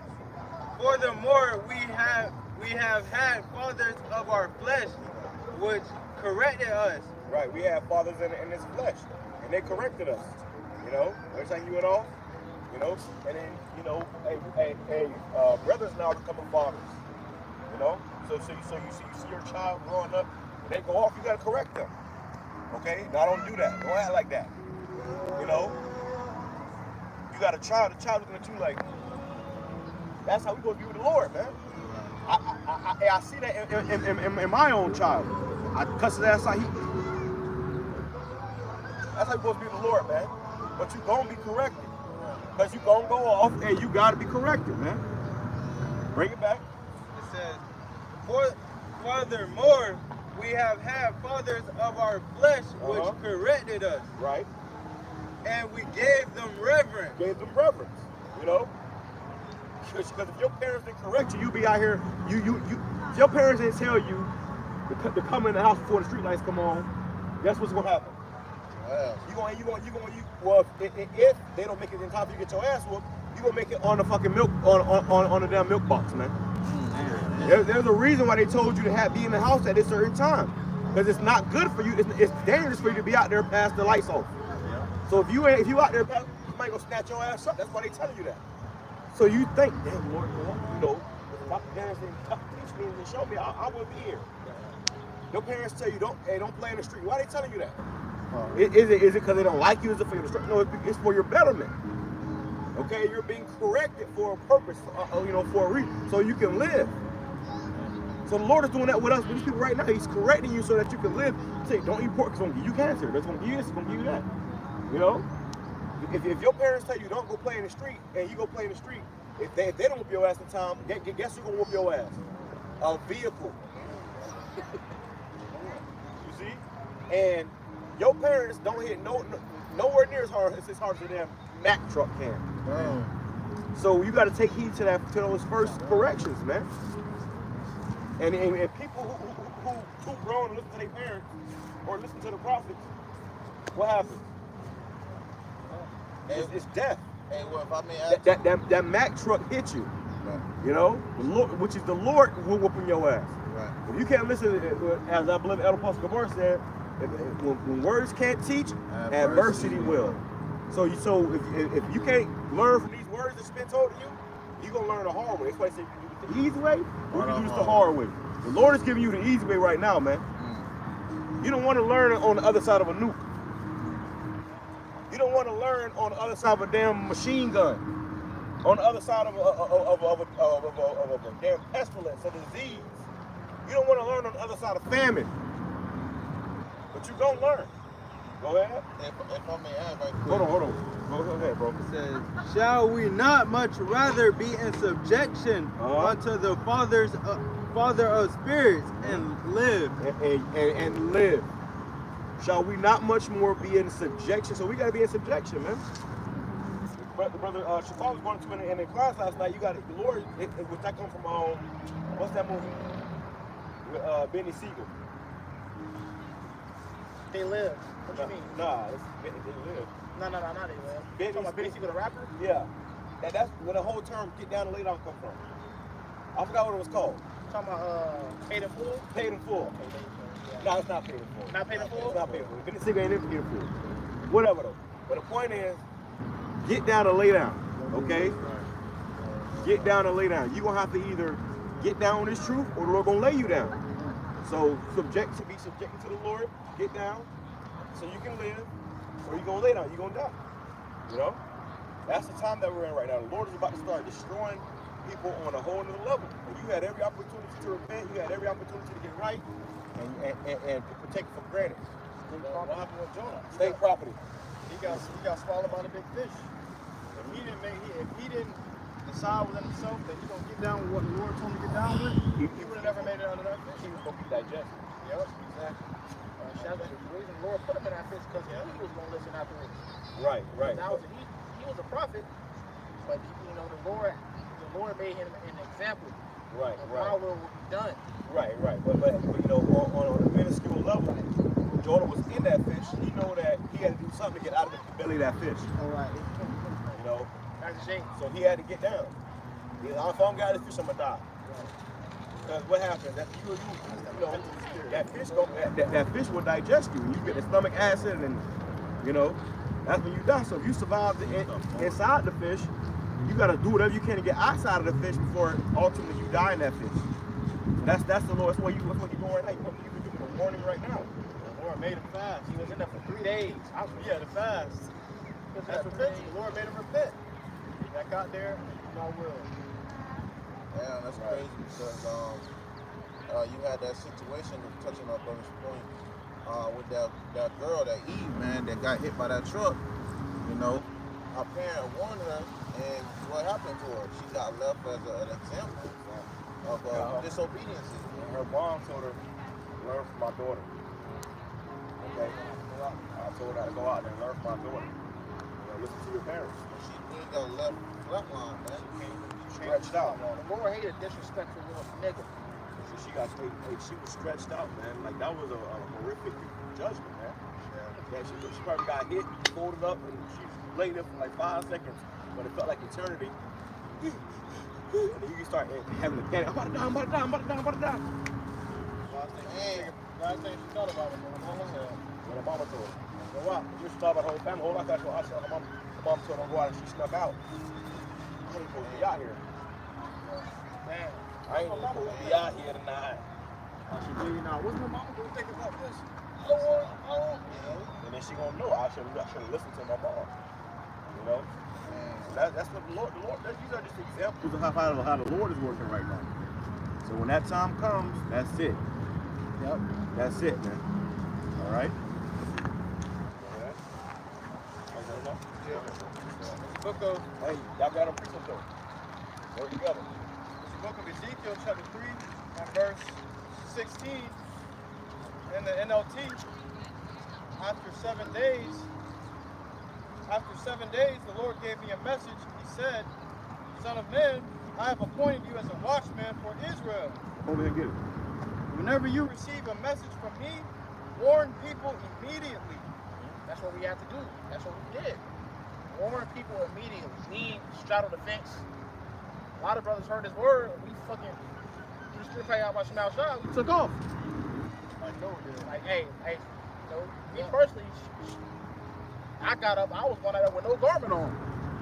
Though I wasn't doing it properly, it was the urgency of it. I didn't do what the Lord said to do. Because you felt the calling. Because you felt the urgency of that message. That fear. Hey, because like that reminded me of when Yahawashi came across the disciples. He said, "Follow me." He said they straightway left their nets. They didn't say, "Lord, I gotta do this." Like you gotta get up and do it, bro. You don't got time to bullshit. I'm gonna bring it back. Says, "Son of man, I have appointed you. I have appointed you. So the Lord ain't call your cousin. He ain't call your uncle. You see? No, the Lord told you to get your ass up and go out there and reprove the people. Okay? And if he's appointed you, that means that there is no, but I want to do this, I want to do that. No, just do what he's saying. This is why you were created." Right. This is your creator telling you why you were created and telling you to do what you were created for. You don't get to do what you want to do after that. Right. "Son of man, I have appointed you as a watchman for Israel." A watchman. That's your office. You know, so your office is to watch. Watch for the prophecies that's going to come to pass and give a report. You got to constantly watch. You got to be watching until we get the hell up out of here. And we're spiritual newscasters. Right. Spiritual newscasters. It's our job. If you see something, say something. That's what the Lord told us to do in the spirit. You know? To what? Warn the sheep.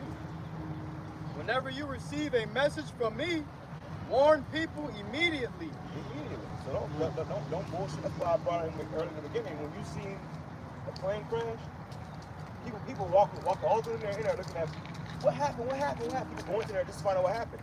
So you can, okay, cool, let me do a video and put this story in it and tell people what really happened. That was judgment of the Lord, and then they're going to report. But if you see a news article come up or something pop off and you don't say nothing, you're not warning them immediately. Yeah. You think, oh, I'll do later. You bitch, you never get to it, and then now you ain't did shit for the Lord. But what we read out earlier, the Lord gave you an opportunity.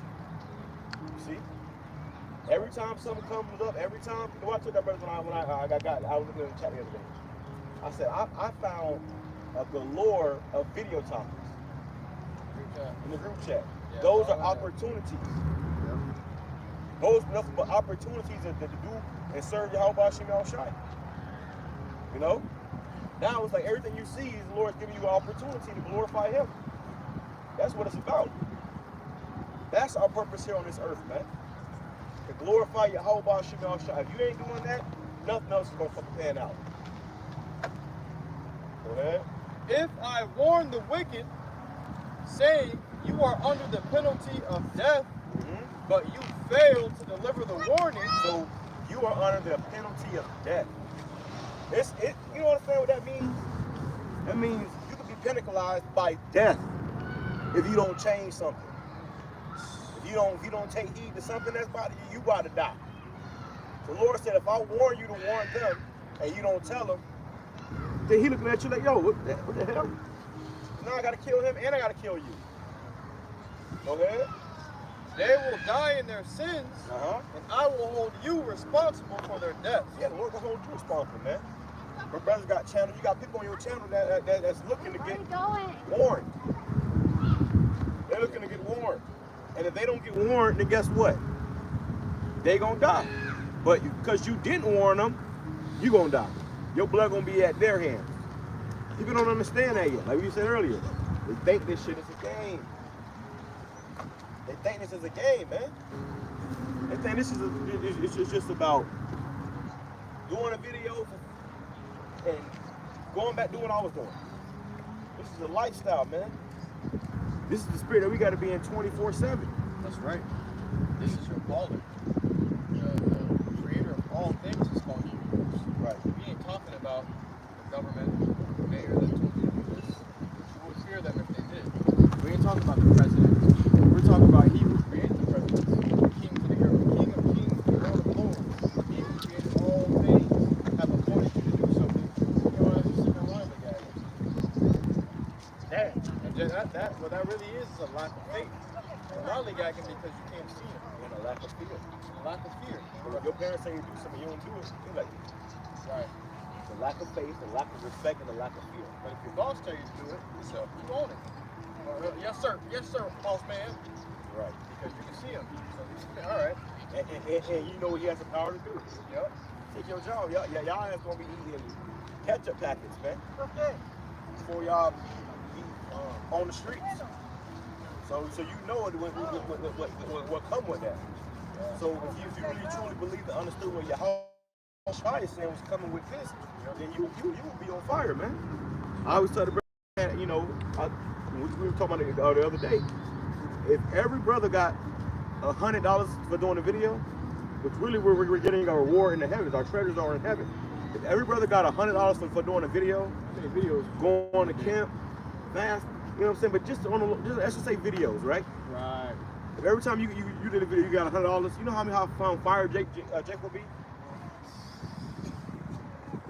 Jake will be millionaires, bro. See, so really, you brothers that are on fire, you'll be really millionaires in the spirit. They'll be bazillionaires because you're getting a reward for the work. Scripture says, the Lord is not unrighteous to forget your works and labors of love. There's a reward for that. So for somebody who ain't doing the work, guess what? You're missing that reward. You're missing out. Your bank account of mercy is getting low. You do these videos, charity. Scripture says charity covers the multitude of sins. That video you did, you know, could have just saved your life. The Lord was probably ready to bring the hammer on you. So I'm gonna have mercy on him. You know, he ain't your guardian angel went to the Lord. Lord, he just called the brother, Lord. He just gave the brother, you know, a couple bucks.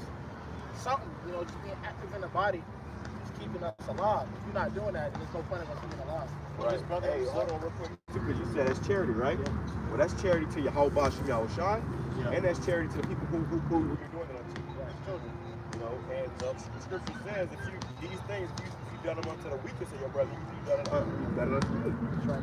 So if that's really charity, not only to these individuals, you know, that you're speaking to, you're dealing with, you know, these brothers and sisters that you're dealing with, speaking to, but also unto the Lord.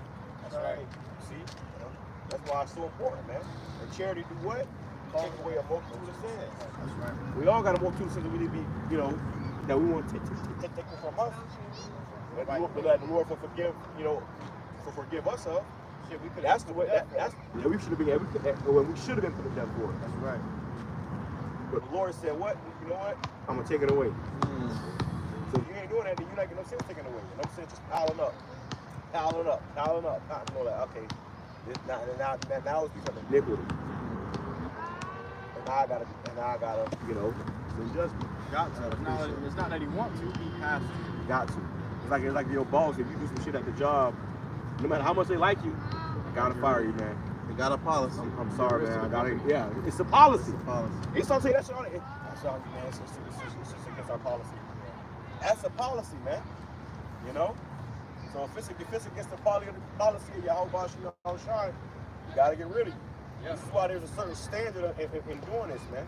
What happens if they don't? It tarnishes their name. Right. So if the Lord don't get rid of him, it's going to tarnish his name. He playing with his name. Yep.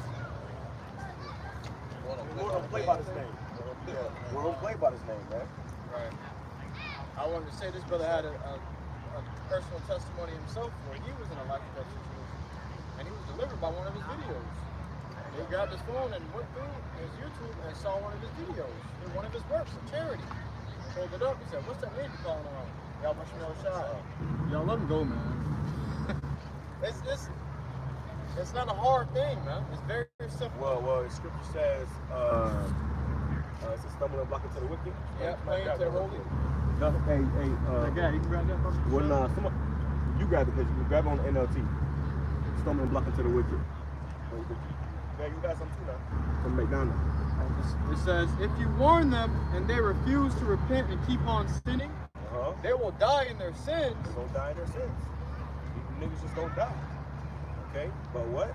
But you will have saved yourself. No, you're gonna have saved yourself, man. So yeah, you do your shows and you might get 2 views in that motherfucker, man. It's alright. You warned them. You know? The Lord seen it, and you will have saved yourself. That's the whole point, too, that we want to be saved. And all hell break loose, and nukes is coming, you know, impending doom is coming. If somebody shoots a bullet at you, all you thinking about is, am I going to be saved?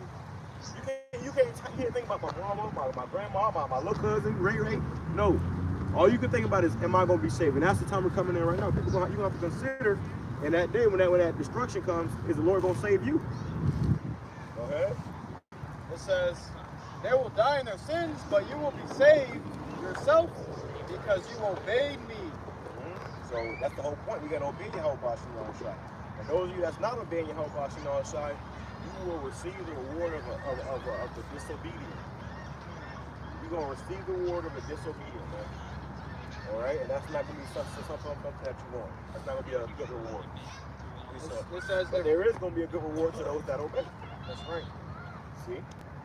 If righteous people turn away from their righteous behavior and ignore the obstacles I put in their way, brothers warning you, brothers correcting you, brothers coming to you saying, hey, stop doing stupid shit, do this the right way. Those are the obstacles the Lord is putting in your way. Right. That's because really when you're going off, you're going down the wrong way. You're going the wrong path. And the Lord put obstacles in that way to try to stop you from going down the wrong path. It's like if you're riding on the road and you're going the wrong way, there's going to be signs that say wrong way. You're going the wrong way. You're going to that. That is literally. But if you keep going, your ass is going to die. And you're going to kill people with you. You know, like kill a whole family. Crash into a car and, 10 other cars crash behind it, man. You know?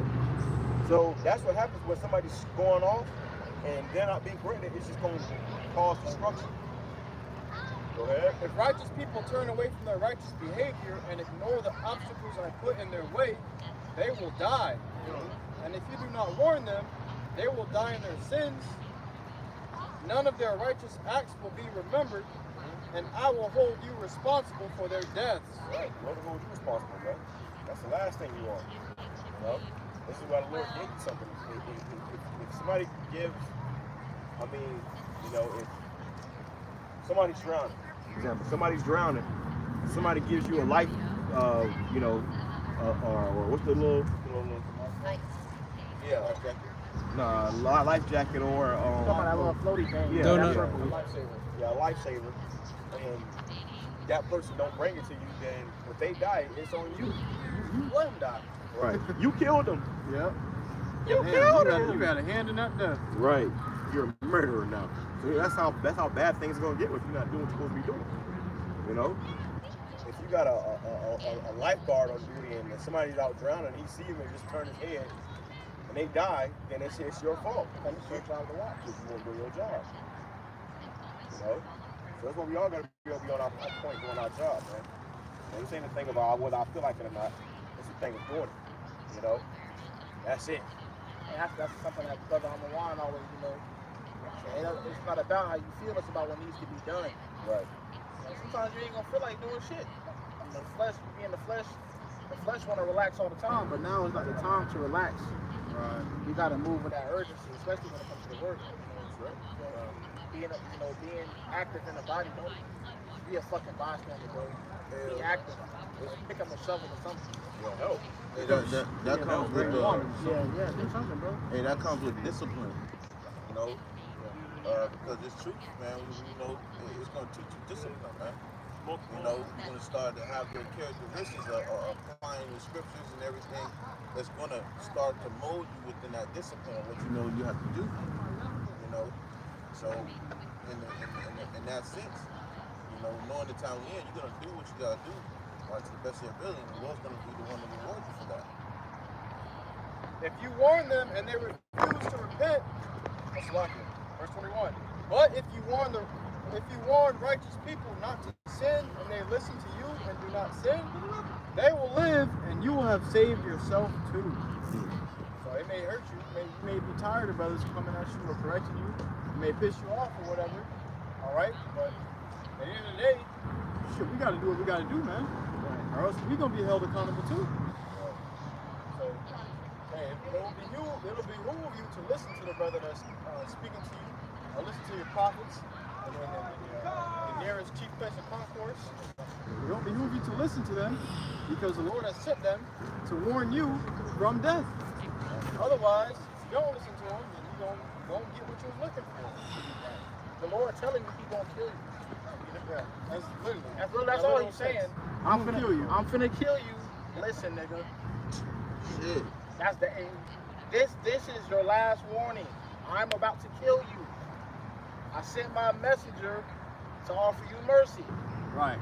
But because they don't believe, they get killed anyway. Yep. It's the same thing as if some man got a gun to your head and he tell you to do this or that, you're gonna do it because you can see that gun. You got the mercy of that. You can't see the war sword. It's a lot bigger than a gun. That's what you got spirit created for vengeance for.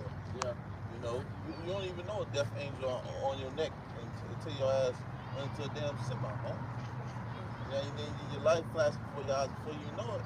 Now you know everything that came to your attention before time. You know, now all the signs, all the warnings. Now you know why it was being brought to your attention. And you never see it coming. Just going about your day as your normal routine. Death. Smoking your weed up and goddamn Being a nigga, come in the dojo, all that, bro. All that shit. And then fuck around and your ass, there it is. Dick hot box start spraying your ass up this week. You little niggas, man. I was being a part of the video on that this week. Yeah, man. A nigga named D1 basketball player, athlete. This is such a good kid. He's such a good kid. This nigga was a fucking murderer, bro. A complete degenerate, rapping in the music video with a Joker mask on. Laura caught that nigga on the way to school. In front of his mama. In front of his mama, bro. You got gunned down? Yeah. This They walked his ass down. He had so many bodies he could only count them with 2 hands. Okay? So what happened? The Lord took him out, man. The Lord took him out. Lord dropped him, man, and he ain't see it coming. Okay? So that's what the Lord's about to do to you people on another level, man. He's about to start taking people to the spirit world. All right? And he said he's going to start with his house first. So if you came into this truth and you guys that fell out, you guys is getting weak, you guys is giving up, going in the town like we all ain't out here catching hell. You know? This is Romans chapter 12, verse 1. I beseech you, therefore, brethren, by the mercy of YAHAWASHI, that you present your bodies a living sacrifice. Right, we present our bodies a living sacrifice. We don't, our bodies are not our own. The Lord can take your body, take your spirit out your body any day now. He can decide, you know what? Kill that nigga. Send the spirit back up here. Now your body, you can't just do what you want to do with that body no more, man. Whether it's, you know what Jake do for pleasure, man. You know, I mean, adultery, you know, smoking, banging, whatever the fuck niggas do to have fun or whatever nowadays. That's awful. You want to give your body to eat pork with it. You know? It's the same thing as a rich man lending you some money to go flip it. Oh, like that shit, like, this nigga doing my money. And you just wasting the money? Right. Yeah. It says, I'll read it from the top. Romans chapter 12, verse 1. I beseech you, therefore, brethren, by the mercy of YAHAWASHI, that you present your bodies a living sacrifice. Right, you got to present your body a living sacrifice, man. That's not what everybody would do. Everybody ain't going to sacrifice their body or their time. Okay? Only people that's going to be able to do that is the Lord. Everybody else, what they doing? They always running on the clock. It's all about what? Time is money. Time is money. Do you think we getting a direct deposit for coming out here doing this? You know, absolutely not, man. But we are getting a spiritual deposit every single time. Right. But the average nigga can't see that. It's all through faith, bro. What's that scripture? If I told you spiritual things. If I tell you earthly things, you can't comprehend it. Yeah. Because this is why Jake, you know, they can't comprehend it, man. You know? Okay. Again, it says, holy, acceptable unto YAHAWASHI, which is your reasonable service. So our reasonable service is what? To serve YAHAWASHI. You know, to present our bodies a living sacrifice. So every day you wake up and you breathing, you got air in your lungs. Our job is to serve YAHAWASHI. To do what we can to the best of our ability. Okay, to serve him, man. You want salvation, right? You're right. You want those mortal bodies, those spiritual powers. You want all those, you want the reward. You want the reward, right? Right. So, you know, you got to put the work in for it, bro. Right. Scripture says, the soul of the sluggard, you know, they desire but have nothing. Right? So, you know, you just sitting on your ass all day, you want all these things, you desire it, but you have nothing. Right? Lord don't, you know, give you any wisdom, no understanding, no knowledge. Lord don't give you no allow you to grow because you don't do anything for him, man. The Lord don't give you the opportunity to grow if you're not even doing anything for him. With the opportunities you have. With the opportunities you have, man. You know? So you desire all these things, but you know, you ain't gonna have nothing, man. You know, you also gonna be under tribute to the ones that was doing the work, man. The ones that was being diligent. You're like, damn, bro, I had the chance to do this, all right? And I watched these brothers, you know, labor and be diligent and do all, you know, do the lessons, tend to the ministry, you know, and look at his position, you know. The Lord, you know, really have exalted this man, all right? And I could have been like that. Yeah, it's gonna be a great gift, man. Like, start something with someone, you watch the progress you made, and you look back, they're not making any progress. You don't want that. Like, you go to the gym, your body on point. You look at the guy that started with you. Like, what happened? Why did you stop? It's the same thing with this truth, and everybody that we around, like, we showing our diligence. From the moment you brothers came into the truth, and you told people, and you confessed that testimony of YAHAWASHI, you're still going. Yeah. Meanwhile, this nigga in the world, he partying, he flicking up, this nigga drinking, he committing adultery, he's smoking still. Body just decaying on him. For us, look at us. We're still holding fast in that testimony, bro. And everybody that you told, they're gonna hold you to it. Right. Okay, they're gonna be checking in. Is he still doing what he said he was doing? Yeah. And if you ain't doing it, they're gonna mock your ass. They waiting for you to not do it. Right. They waiting for you to stop doing it. Definitely. Hey, you said they're gonna mock you. They're gonna be mocking the Lord. Because you were so all about the Lord, and all of a sudden, see, nigga, I knew that wasn't true. Then you tarnish his name. Right. We're gonna play about his name. He about to So he deliver says, Israel for his name. So he's gonna kill you and their ass. Right. That's right. It says, And maybe had you endured, they could have turned around and repented, and they could have been saved with you, or saved, through you, man. But They ready to. Right. Any little thing you do, they ready to. That's what Scripture says. Give no offense. Right. Like the ministry cannot be blamed. I was talking to a Jake I told the truth to years ago. He's like, I thought in whatever God you believe, you couldn't cut your hair. Where the fuck you got that from? But it's the principle. They trying to catch you on something. Right. They're trying to find something on you to like. That's why. You feel me? That's what happened to me one time, bro. You know, there was some girl that walked past here at camp, man. You know, she went to my school like months later. Cause I guess we was, getting on her about smoking. Months later, she asked me, like, hey, so do you smoke? I guess thinking, like she's gonna catch me up. I said, nah, bro. I never smoked before. You know what I'm saying? She's like, oh, okay. Like she's, she tried to prove a point, but the point wasn't proven, man. Right. So you gotta live. This is a lifestyle you must live, man. Because these niggas out here is always trying to catch you up, man. All right, and if you're not living the right lifestyle according to the Lord Yahawashi, they gonna catch you up, and then they gonna look at the ministry, blame the ministry. How can they take the Lord serious? They can't even take your. They can't even take your ass serious. You represent the Lord, but you out here being a fucking nigga. And living two lives. Doing Lord knows what, and West Bubba fucks. They looking at, hold on, like they looking at the ministry like, this is you. They gonna look at every brother like they look at you. Yeah. You're only as strong as your weakest. Bro, that's why they say, I heard about you Israelites. Right. Yeah. They play all of us together. You see some nigga ISUPK. Right. But you said something powerful though, that you said, we're only as strong as our weakest link. And I remember I was at my old job a few years ago, and I was asking this individual, I was like, hey man, how much y'all job paying on your hiring? Oh yeah, bro, we're always hiring. We're always looking to get rid of our weakest link. Dang. So that was very heavy. So we're always looking to get rid of our weakest link. Man, that's how the spirit is. That's the Lord. That's why you see guys falling out. The Lord said, he was the weakest link. Gotta get rid of him.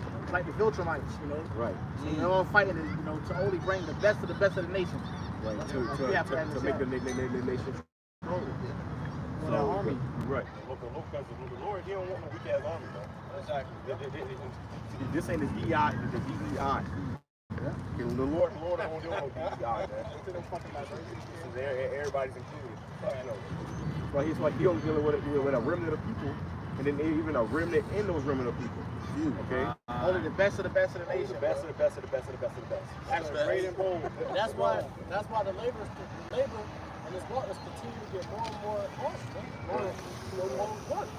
Because the ones that get stronger and stronger. Exactly. Because the weakest link is not going to be able to keep up with that, man. Just like brother's going to keep growing, right. And that brother going to stay at that spot. He going to be getting terrorize all them demons and shit. Well, he gonna fold. It's like this Squid Game. Yeah.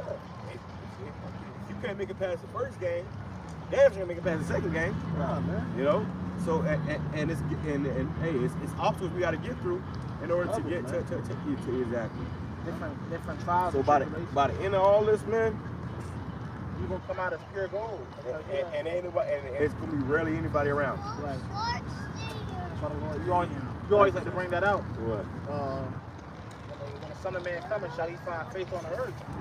Because it's gonna be so much. That's why you gotta. So much shit. You gotta just something something I like to apply to my daily life is that you gotta get used to suffering things out. You gotta get used to suffering and going through these different trials that the Lord is bringing you through without breaking. Right. See, because if you already getting fucking finger-hardened and shit, no, I can't do this shit, man. I can't, man. You better toughen up, nigga. Right. It ain't even get man hard the fuck yet. up. That's Jake can tell you that shit in the world. Man, hey, man the fuck up, man. Ain't you, man? Yeah, he gonna take your shit. Ain't you a man? Right. Ain't you a man?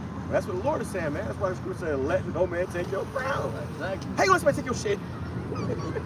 Ain't you a man? I thought you was the man of the Lord, man. Ain't you? That's how the Lord looking at you, man. The angels especially. Hey, if you ever, you watch Solo Level in the beginning of that show, you had the main character. He was the weakest link, so he would always be carrying all the little extra shit. He always be in the back, all right, and just be around. And you're like, man, just carry that extra belongings that we have. All right, that's how it is. So make yourself useful. Yeah, just make yourself useful or something, man. All right, and even with that, they only make themselves useful with that, so that the Lord, sifted that man up, man. And everybody not gonna be, you're not gonna be on the same level as the brother next to you. But the point is that you make the most of what the Lord gave to you. Your talent. So because Scripture says the Lord gave some 20-fold, some 50-fold. What are you doing with your money? All right? What are you doing with your talent? Are you a good teacher? Teach. If you can exhort. If you have the gift of discipline, be disciplined. If you have the gift of leadership, be a good leader. Because that's what the Lord is going to require from you. Okay? The Lord requires, you got to figure out what the Lord requires from you, man. Each and every one of us is something the Lord requires from us. The way that's why He called us. What are you bringing to the table? What are you bringing to the body? This is the feast of the Lord. You have no gifts. The feast of the Lord, you have to bring something to the feast. The food ain't just going to be there. What do you bring? Bring some hams, some turkey. You contribute something, right? That's the point. I got a precept. Nobody got nothing. This is the book of John, which we actually, chapter 3 and verse 12. It says, "If I have told you earthly things, and ye believe not, how shall ye believe if I tell you of heavenly things?" Right. So you tell you earthly things, the Lord actually do things on the earth. How you gonna be able to do that thing in the spirit? How can the Lord, give you to conquer nations if you can't even conquer His flesh, your own flesh? Right. This is Romans chapter 12, verse 5 in the NLT. It says, "So it is with Hamashiach's body. We are many parts of one body." Many parts of one body. Somebody got to be the toe. Somebody's the ears. Hey, yeah. Brothers be the ears, bro. Brothers be listening. Brothers be, hey, brother. Hey, brother. Hey, brother. This brother doing it. Brothers be, that's the ears. You see? You got the eyes. You got the mouth. We all part of that one body, man. Every body part must, do its due diligence to keep the body stable, to keep the body functioning. All right. If my leg don't work, I can't. I'm limping, man. I can't walk properly. But it says, if the pinky toe is missing, you off balance. The whole body is off balance. The whole body, yeah. It says, missing, you can't pick shit up. Right. Everything, every piece of the body is important. Yeah. Right. It says, and we all belong to each other. And we all belong to each other. So we in one body. Every part of the body is essential. Okay? Unless you're just a cancer. You got to get rid of the cancer unless it spreads. See, you don't want to be a cancer within the body, man. You want to be beneficial. What's that word? What's the word? You don't want to be a liability. Hey, in this truth, you got to earn your keep every day. That's why the elders and apostles didn't question daily edification. You have to earn your keep in this truth. Or the Lord will take the spirit from you. Before you take the spirit from you, you can cast it off. Boy. That's how it goes. You gotta earn your keep, man. You really gotta, it's a fight for the spirit. You ain't fighting, then you ain't going to retain it. If you don't retain it, eventually you're gonna be, hey, that's right. And the way the Lord do it, like the show Utopia, I worked with me on. The guy that represents Bill Gates, he was like, what did you do to earn your place in this crowded world today? It's the same thing with this. What did you do to earn your place in this race? Because not everybody racing, man. You had to be invited to race. And you still got to get to the finish line. You know, you had to be qualified. Exactly. This is the spiritual Olympics. That's right, exactly. Everybody ain't gonna be the best sprinter. Can you throw the javelin? Can you know, the hurdles? It's about the endurance, right? Because Paul mentioned that, all won, but one received the prize. But then you got other things. You got the hurdles. You got the javelin. Shot put, right? Long jump. The long jump. You see the long. So, what are you? And when you're in the sport, they put everybody who's specifically good at that certain topic, and they compete at areas. In the Olympics, and you compete at it. So you got to magnify your office. Magnify what you good at, bro. If you great at being a brother, be the best brother you can be. That can take you a long way because that's what the Lord requires from you. See? Now what He requires from the next brother. That's why Scripture says every man work out their own salvation. Yeah, I was on the track team in middle school. And I had a three-man team for a relay. And we had to split up our roles. But I was Jake, and my team was Edomites. So I was the best in all roles. And even though they only had two, you could only do two. And at the meet, they stuck me into a third one. I took the place of all three. I got the best scores. Yeah. So they really wasn't even qualified to be on the team. Right. That was a one-man team. It goes on, it says, in His grace, Yahweh has given us different gifts for doing certain things well. For doing certain things well. So you ain't gonna do everything well. Right. But you just may do certain things well. You may not. Some brothers may be a jack of all trades. Some brothers may lack here, but you're excellent here. Okay, focus on what you're excellent in. Then you may not speak well, but you're a good ass brother. You may not, be. You may not teach well, but you damn so disciplined. Not to read. Not to read, right? So, you know what I mean? You know how to hold a sign. Fucking be the best sign holder you see. There's a job for that, bro. You motherfucking flipping the sign. It's a job. It's literally a job called being a sign holder. You hold that motherfucking sign. That's the bait. Guys can't do that. Guys come here, my hands hurt, my hands tight. Get your bitch ass on there, man. Right. All right. All you had to do was hold the sign, bro. You get down the street. Camera, Yeah. Brother, Man, the camera. brothers make edits. Brothers tech savvy. They make edits. Right. It's always something that you can do. You go to a job, you just sitting around. What are you doing? Right. Yeah. There's always something that you could be. You on the clock, nigga. Right. You gotta attend to the ministry, man. There's always something that you could be doing. Sweet. Wipe down something. Don't sit here and just do nothing. Hey, if that's on a job in this fucking society, how much more did this job for the Lord, man? Hey. Like, think about that shit. You go to a job and you lean back for a second. You ever worked at a restaurant job? Yeah, they be on. They ain't playing that shit. You can't. What you doing? Run the clock. Yeah, what are you doing? Oh, ain't nothing to do. It's always something to do. Go get a broom. Time is money. Yeah. And if you ain't doing that, then it's like giving you free money. Right. Hey, and They lose money on that. what they say is you eating up the clock. You eating up the clock. Yeah, you eating up the clock. That's what Jake is doing. They just eating up the clock. They did not consider it. Hey, They're not redeeming the time. Right. Eating up the clock, man. Everybody got to do something. They want to get the most out of you for the time they got you for. Right, exactly. That's what the Lord is want to do with us. He want to make the most out of the time He got you for. And you just up there eating up the clock. You're not redeeming the time. So the Lord he gonna punch your clock. Damn. He gonna punch your ticket and you off, man. Go home early. Yeah, you out, man. He gonna clock you out. Don't worry, we'll clock you out. Hey, it's crazy because when you go to, you get a job opportunity, and you go to the job, they ask you for an interview, and they always tell you what they need before they question you about everything else. Right. And when they do that, they're like, okay, you're a fine fit. Okay, we want you. Or they say, okay, well, we don't want you.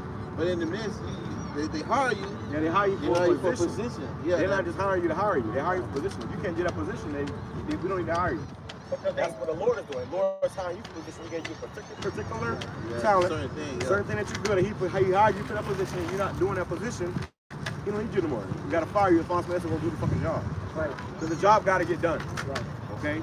This job got to get done. It ain't no, oh, I kind of want to do it. Maybe I'll do it. No, it got to get done. See if you're going to do it, or you're in the way of the person who's going to do it. That's right. Go ahead. It goes on. It says, so if Yahweh has given you the ability to prophesy, speak. And y'all know the Lord is a so-called black man according to the Bible? Did y'all know that? Got headphones on. What they prove. It's over with. What to read again? It says, so if everybody disco dancing to a loop. That's an example right there. People just in their own little world. So we could be talking to them. They got headphones on. You can't even deliver the message to them because the Lord don't want them to get it. Right. The scripture says how the Lord has covered their ears. Somebody grab that. Go ahead. It says, so if Yahweh has given you the ability to prophesy, speak out with as much faith as Yahweh has given you. That's right. That's what we all have. Ultimately, the gift of prophecy, the testimony of YAHAWASHI. You got to be speaking out, okay? But then you have particular individuals that the Lord, tapped into their mind and gave them the talent to actually go deeper into the prophecy. Brothers can hit in Jeremiah. Brothers can hit in Isaiah, Daniel, Revelation. Some brothers had that gift of prophecy. Go ahead, bro.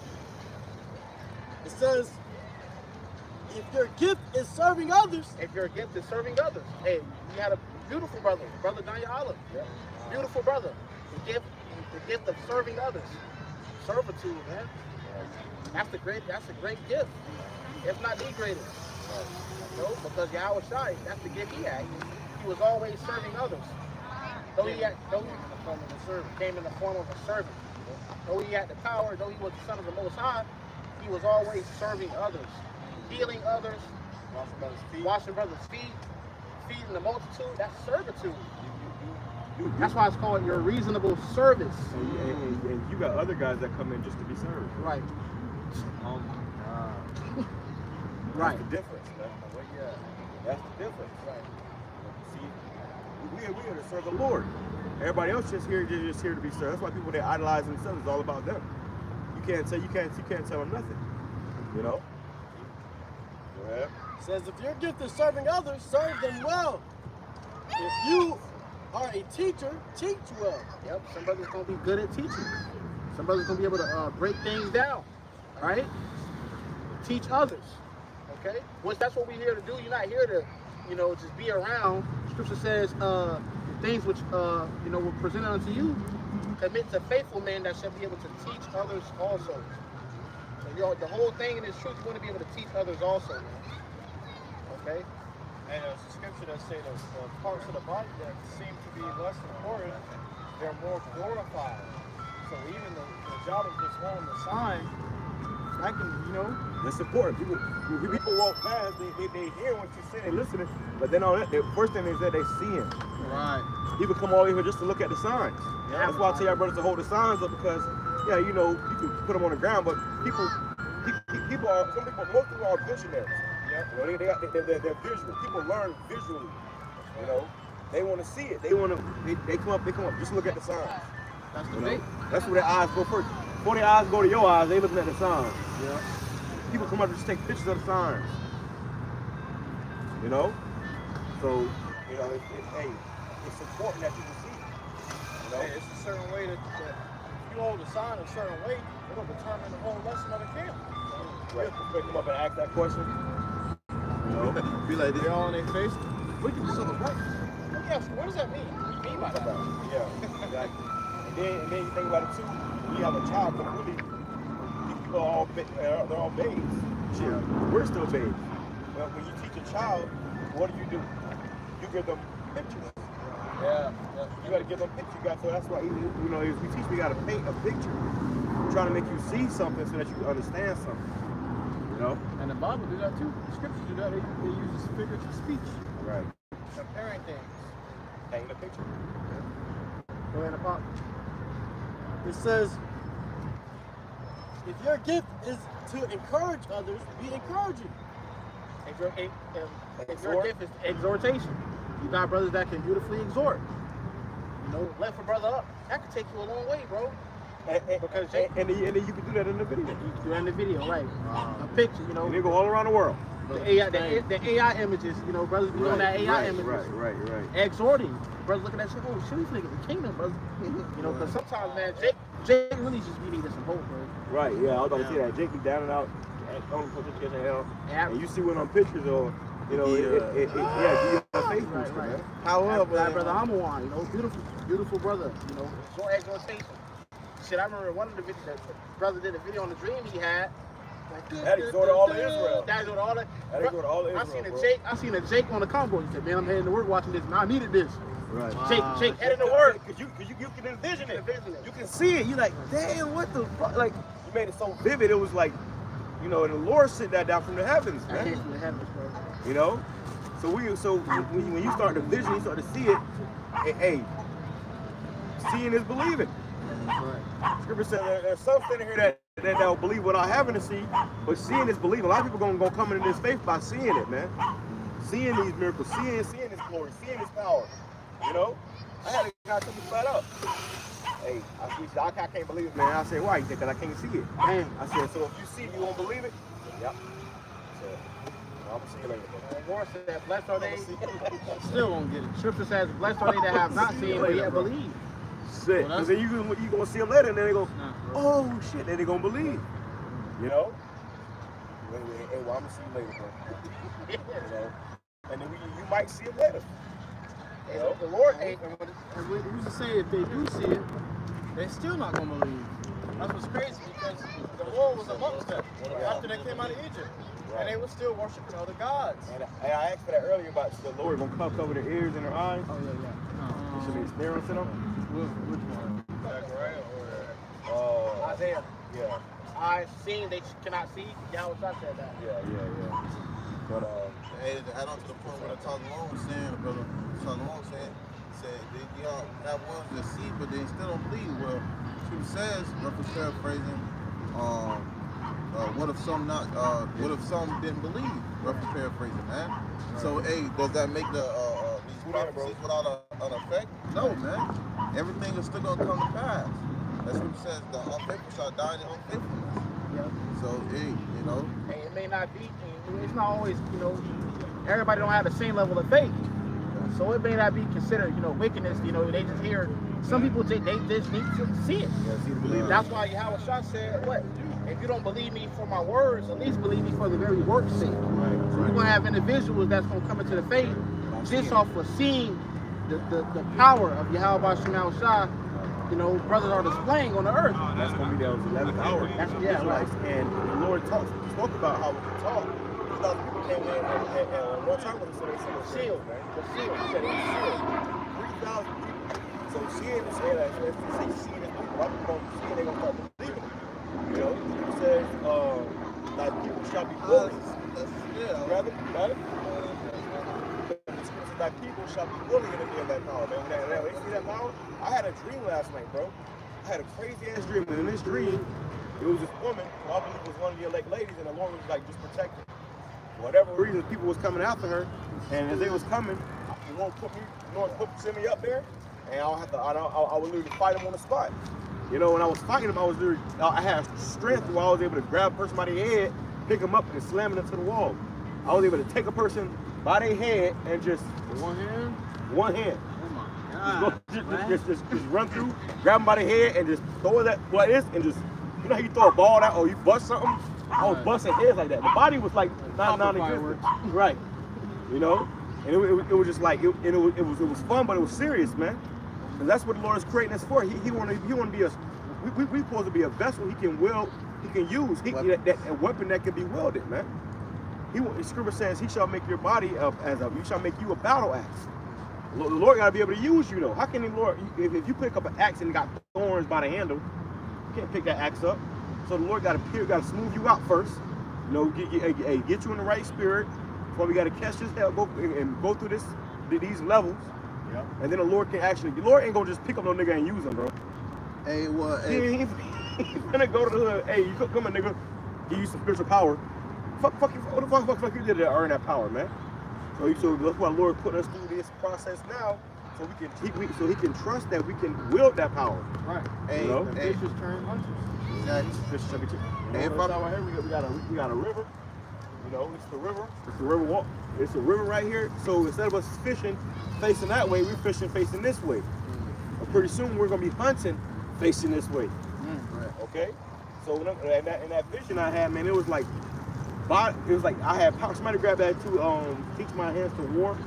Grab it in the NLT. Let's get these precepts, man, because I want to touch this point real quick. Listen, man, Lord gonna give brothers power, bro. In this dream, I was able to pick a motherfucker up like it was, and it's like they never even got a hit on me. You know, it wasn't a fight. It was just grab a nigga head, throw it into the wall. Yeah, it was, you know, that's the power Lord gonna give this man. I was able to grab a person by the head with one hand, like you know how Michael Jordan grabbed a basketball. Yeah. He just doing what he wanted. That's how I was on people's head. And it was just, one time I grabbed the guy's head and I took him, and another guy ran up, and I went like this. And as I had his head, his body hit the other guy in the head. You know, that's power. That's what you're gonna need in that day, man. I got a motherfucker go to shooting at you and the bullets just bouncing off. You can just grab his ass and squish his head. That's the power Lord gonna give us man. Moderators in the matrix. Hey, you know what's crazy? What, teachers is in the NLT? Go ahead, read it in the regular, then NLT next. You grab the battle axe. It says Psalms 18 and verse 34, he teaches my hands to war. The Lord teaches, he gonna teach our hands to war. You ever see somebody, because if you see a warrior, you know, like a karate master or something, right? He had to be taught. He had to, but the Lord can teach you in an instant. He can download it to your spirit, man. It shows you that in the Matrix, where he downloaded the knowledge of Kung Fu into his database and into him. And what happened? He said, I know Kung Fu. You know, so that's what we gonna do in that day, bro. Not only did he downloaded all the fighting techniques. Right, yeah, right. all of them. That's what the Lord did to King David. And that's what he gonna do to us. We're gonna remove our limitations. Because we are limited by stamina, hunger, thirst. Time. Lord gonna download it into your spirit in an instant. That's why it says in a twinkling of an eye they shall be changed. The Lord said, the Lord teaches his fingers to war. It takes people lifetimes to learn karate or anything like that, you know, the martial arts, you know, to master it. You're gonna master it like that. You're gonna surpass master. You're gonna surpass master. Yeah, you're gonna surpass any master on earth. You're gonna create the Lord gonna create you a new fighting style. Oh, hey, bro. Wow. In this dream I had, bro, it was even more beautiful because, you know, I have like a creative mind where I think of like the most outlandish shit. So the Lord was able to, I thought about it in a dream. I'm like, damn, when I was doing them, I would do different shit every single time. It wasn't the same thing, just same right. You know, it was different time. I was destroying them in a different way. You know, so the Lord looking for those is gonna be hey, that starts with now. You gotta be creative in the spirit, so He can use you to actually will as that. Go ahead, finish that up, and then we grab that battle axe. It says, so that a bow of steel is broken by my arms. So that a bow of steel is broken by my arms. So that's super strength. And that dream I had strength, man. It was like picking up people was like holding a tennis ball. Oh. Holding somebody's head was like holding a tennis ball. I can just do what I want with it, and the body had to follow.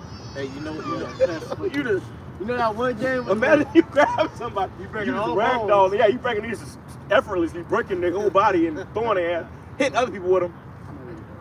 That's power brothers gonna have, man. You know? Hey, if I can quickly back you up. Hold on, finish this up. Look. It says, thou hast also given me the shield of thy salvation, and thy right hand hath holden me up. Yes, right. Which is YAHAWASHI. That's right. So the Lord gonna actually, bro, the Lord gonna really dial into brothers' minds, bro. He's gonna really raise brothers up with that power. Right.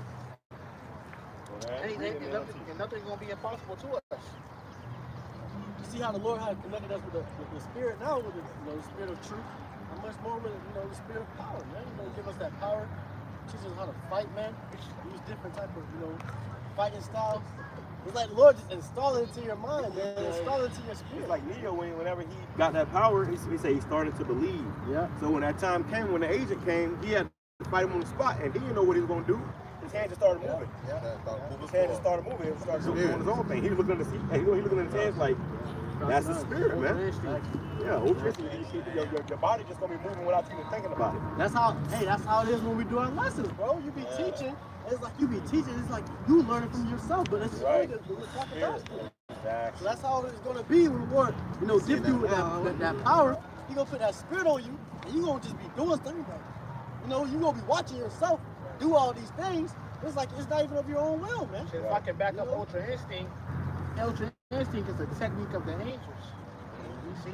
So we gonna really, brothers really gonna be really Ultra Instinct, like without even thinking about it. The spirit is moving with you sowing the spirit, and that spirit has completely taken over you. And then it's gonna be effortless. The flesh has no more power. The spirit is completely took over, bro. You gonna be fighting? It's not even me. It's the Lord. Well, I showed you that in the movie Upgrade. Yeah. Remember he said when the chip took over? Oh yeah. He said, I need you to confirm. Stem. Okay, dude, just fucking do it. He said, all I gotta do is stay down, He slammed his shit on his head. Just stay down, dude, just stay down. We whooped his ass, man. But it was that technology that took over. And Esau gonna have that. People who take that shit, he gonna have all that. He gonna show you. Exactly. But we gonna have that in the spirit. We gonna have that in the spirit though, man. We ain't gonna have to get implants to get to have that shit. Lord's going. The spirit gonna intervene, man. You're gonna have to have 13 surgeries or 13 operations to be able to do that. Yeah. Right. The spirit is going. Battery going out. Tap into brothers. Hey, brother. Read that NLT. In the NLT of Psalms 18 and verse 34, it says, He trains my hands for battle. He trains my hands for battle. David was a warrior, man. He would, conquer different kingdoms. He ain't say he trained him for battle. He trained his hands. So your hands are just moving on their own. Muscle memory. Muscle memory. Yeah. Somebody so used to hitting a 3-point, they can hit that 3-point on that side of the court every time. It's muscle memory. They can hit a 3-point every time because they did it so much. Lord gonna have it where you gonna be. You know how people say what they say to make the strongest punch, you gotta throw that punch 1,000 times. The same punch 1,000 times to perfect that punch. Oh, you talking about Bruce Lee? Yeah. We said dangerous isn't the man that knows 1,000 kicks. Right. But practice one kick 1,000 times. Right. But that takes time, right? Well, we gonna practice every kick and punch 1,000 times in an instant. That's it on that? Go ahead. It says, He trains my hands for battle. Grab it. He strengthens my arm to draw a bronze bow. He strengthened my hand for battle. He strengthened my hand for battle. Lord gonna strengthen our hands for battle, man. Now your hands are fragile, but you gonna punch a bitch and your hand gonna be rock solid. Fucking cave a bitch shit in. Punch through a wall, punch through steel. You ain't gonna have a scratch on your hand. Now your hand gonna be busted up, your knuckle gonna be busted up, your hand gonna be this big.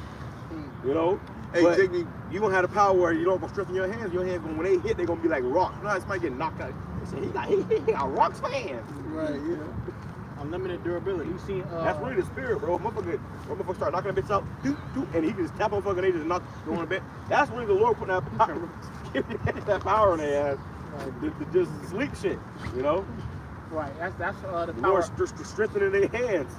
That's the power Omni-Man had. See, when he held Invincible up to the train, and everything is morphing around him. He not even moving, just. Right. That's power, bro. Pick up. Remember fucking Mortal Kombat? How he? Yeah. It's gonna make matter like water. When you get the hard matter just like water. Manipulation of the elements. Yeah. He fucking lift up the mountain with one hand, start laughing and shit. Gonna be able to reform a nigga. Gonna put his arm in his neck. Gonna be able to reform a nigga. Like that. Damn. They compress a lot of a nigga. Now deal with that. Yeah. You can rip a nigga arm off and put it back on. It just go through his whole fucking chest. That's that Homelander power. That's that power, bro. And that's why the scripture says they shall be empty. You gonna somebody grab you. We're gonna close out with that. Can you just show MVD? Yeah, they show MVD. Second and 16. Yeah. Somebody grab that and NLT as well. I got the battle axe. Yeah, bring that out. They shall be able to do. They shall be able to do nothing against thee. That's what the Lord said. You know, I have given you the power to tread upon serpents and scorpions. We gonna rip the Lord. Really gonna give us the power to tread upon you people. Man. Watch when the Lord raises us up. Stomp your ass. The Lord already raised us up through the Spirit. We already. This is the power. You see how we just got in sync? Yeah. You know, the lesson was going kind of calm. Brothers started. When we start talking about that power, brothers start fucking charging up, like getting excited. Yeah, because we already got it. Lord, we already got the power, bro. The Lord just ain't really manifested on us yet. The activate. Yeah, he gonna hit right. He gonna activate it. Right. But the point in the beginning of this lesson was you got to this camp. What you got to do is necessary to Lord can activate you, man. Yeah. You know, certain times you get certain things like I said, a gift card or some shit. What it say? They gotta be activated. Right. You can't just go swipe that damn card. Right. They gotta be activated, man. So, who we get NLT first? Jeremiah chapter 51 and verse 19. The portion of Jacob, I'm sorry, verse 19. The portion of Jacob is not like them, for he is the former of all things. Right, he is the former of all things. So, hey, the Lord, you know, who you call God and Jesus, that's the spirit of a Jacob, you know?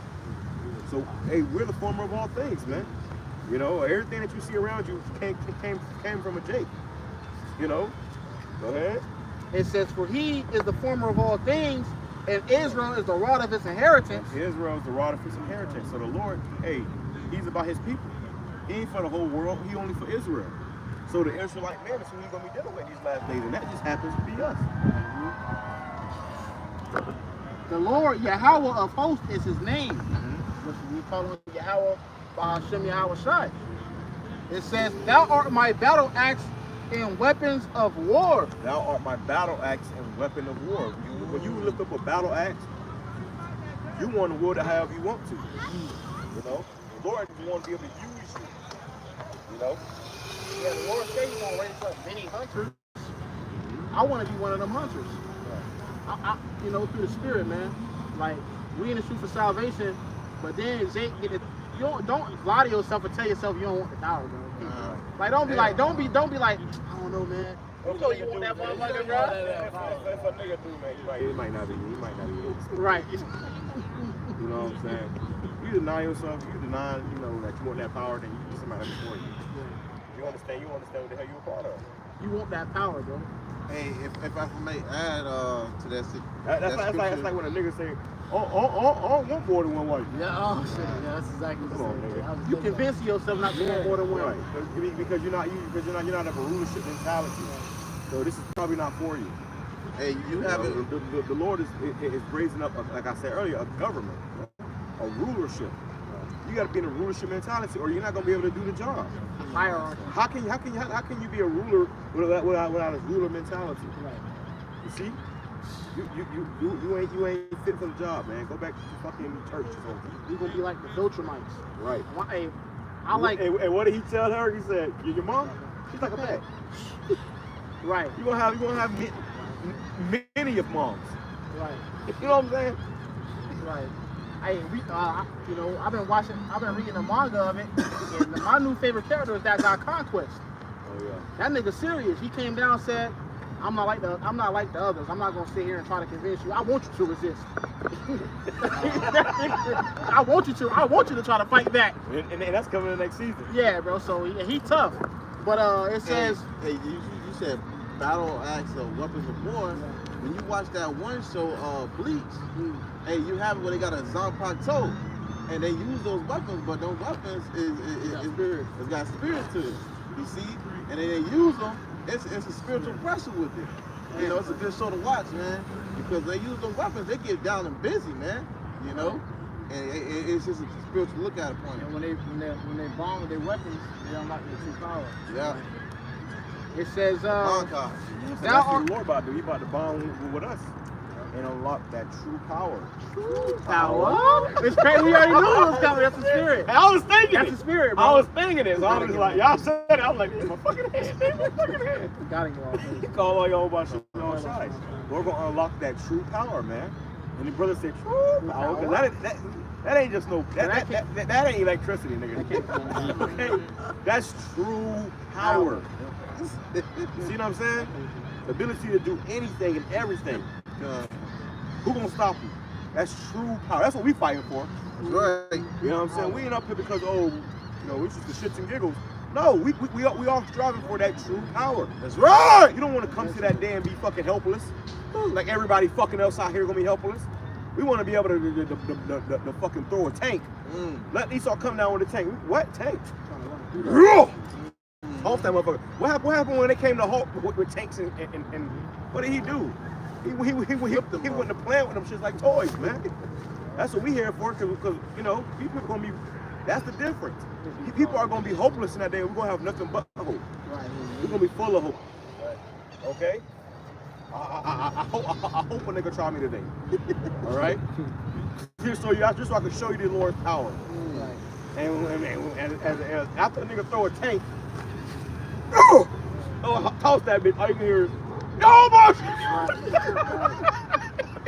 You gonna see a tank flying. Everybody, yo, boss, shimmy outside! You know, that's gonna echo, bro. It's gonna echo. The world It's gonna echo the world. That's gonna be the earth stood still.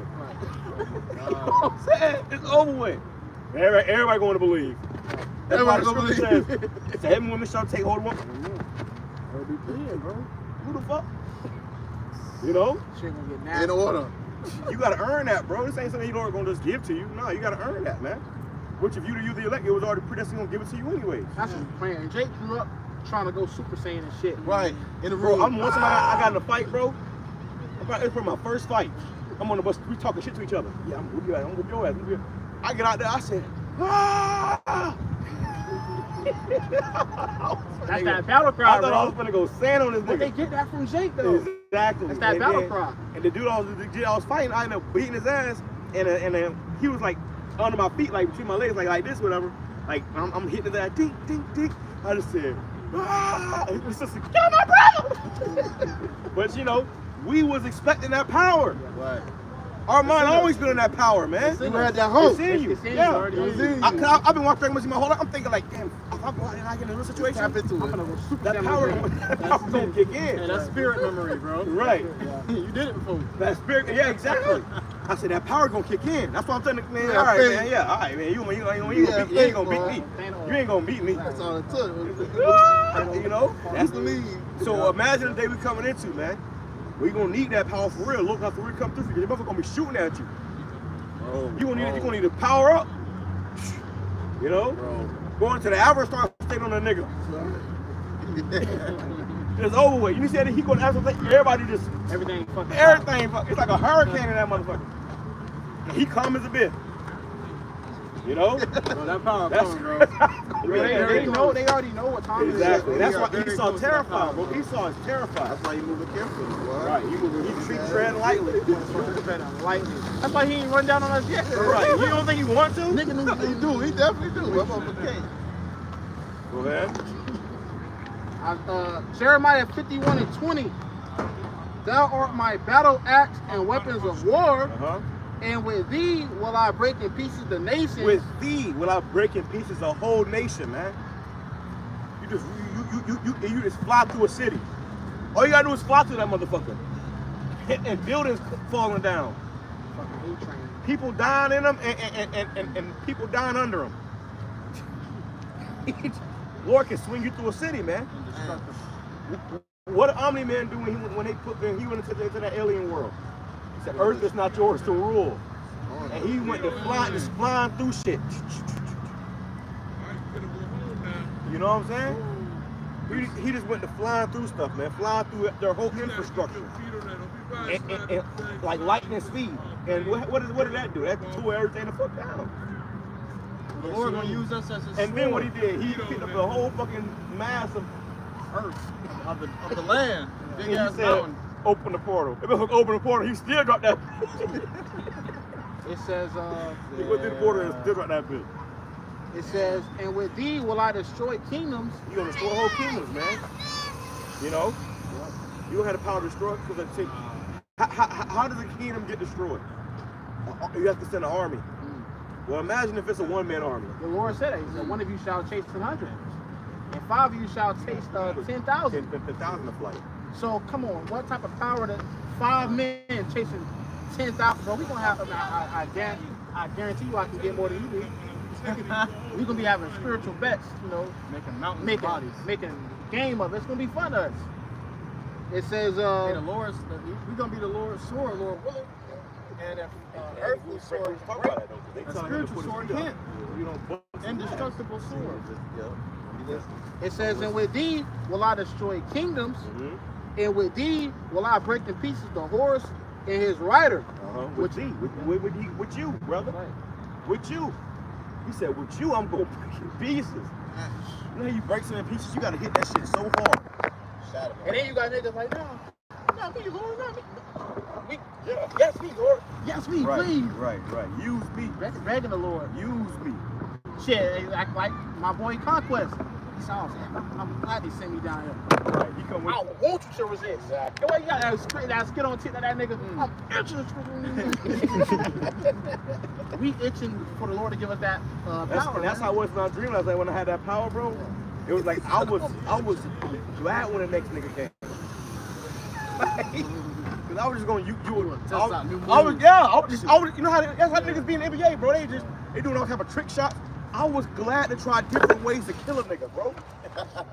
I was glad to use a different way of just decimating this dude. Just throwing his head. You gonna take a nigga head and just throw it into a wall? You know what I'm saying? Like, and then next time you're gonna think of something different, and something different is meditating terror. You know?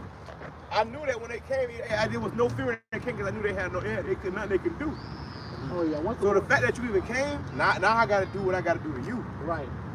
And then it's gonna be the Lord doing it to you. You gonna wish they ain't seen you. You gonna wish they ain't seen you. Wish they wouldn't have sent me. It's gonna be the opposite for these people. What Conquest said.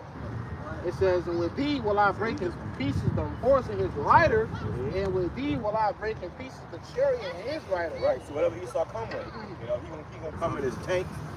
You know, he gonna come in his fighter jets, his damn Black Hawk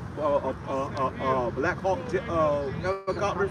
Well, we gonna break you, and we gonna break the helicopter with your ass in it. We gonna break the tank with you in it. You know, Fly through the jet, and your head gonna come out the other side with us, man.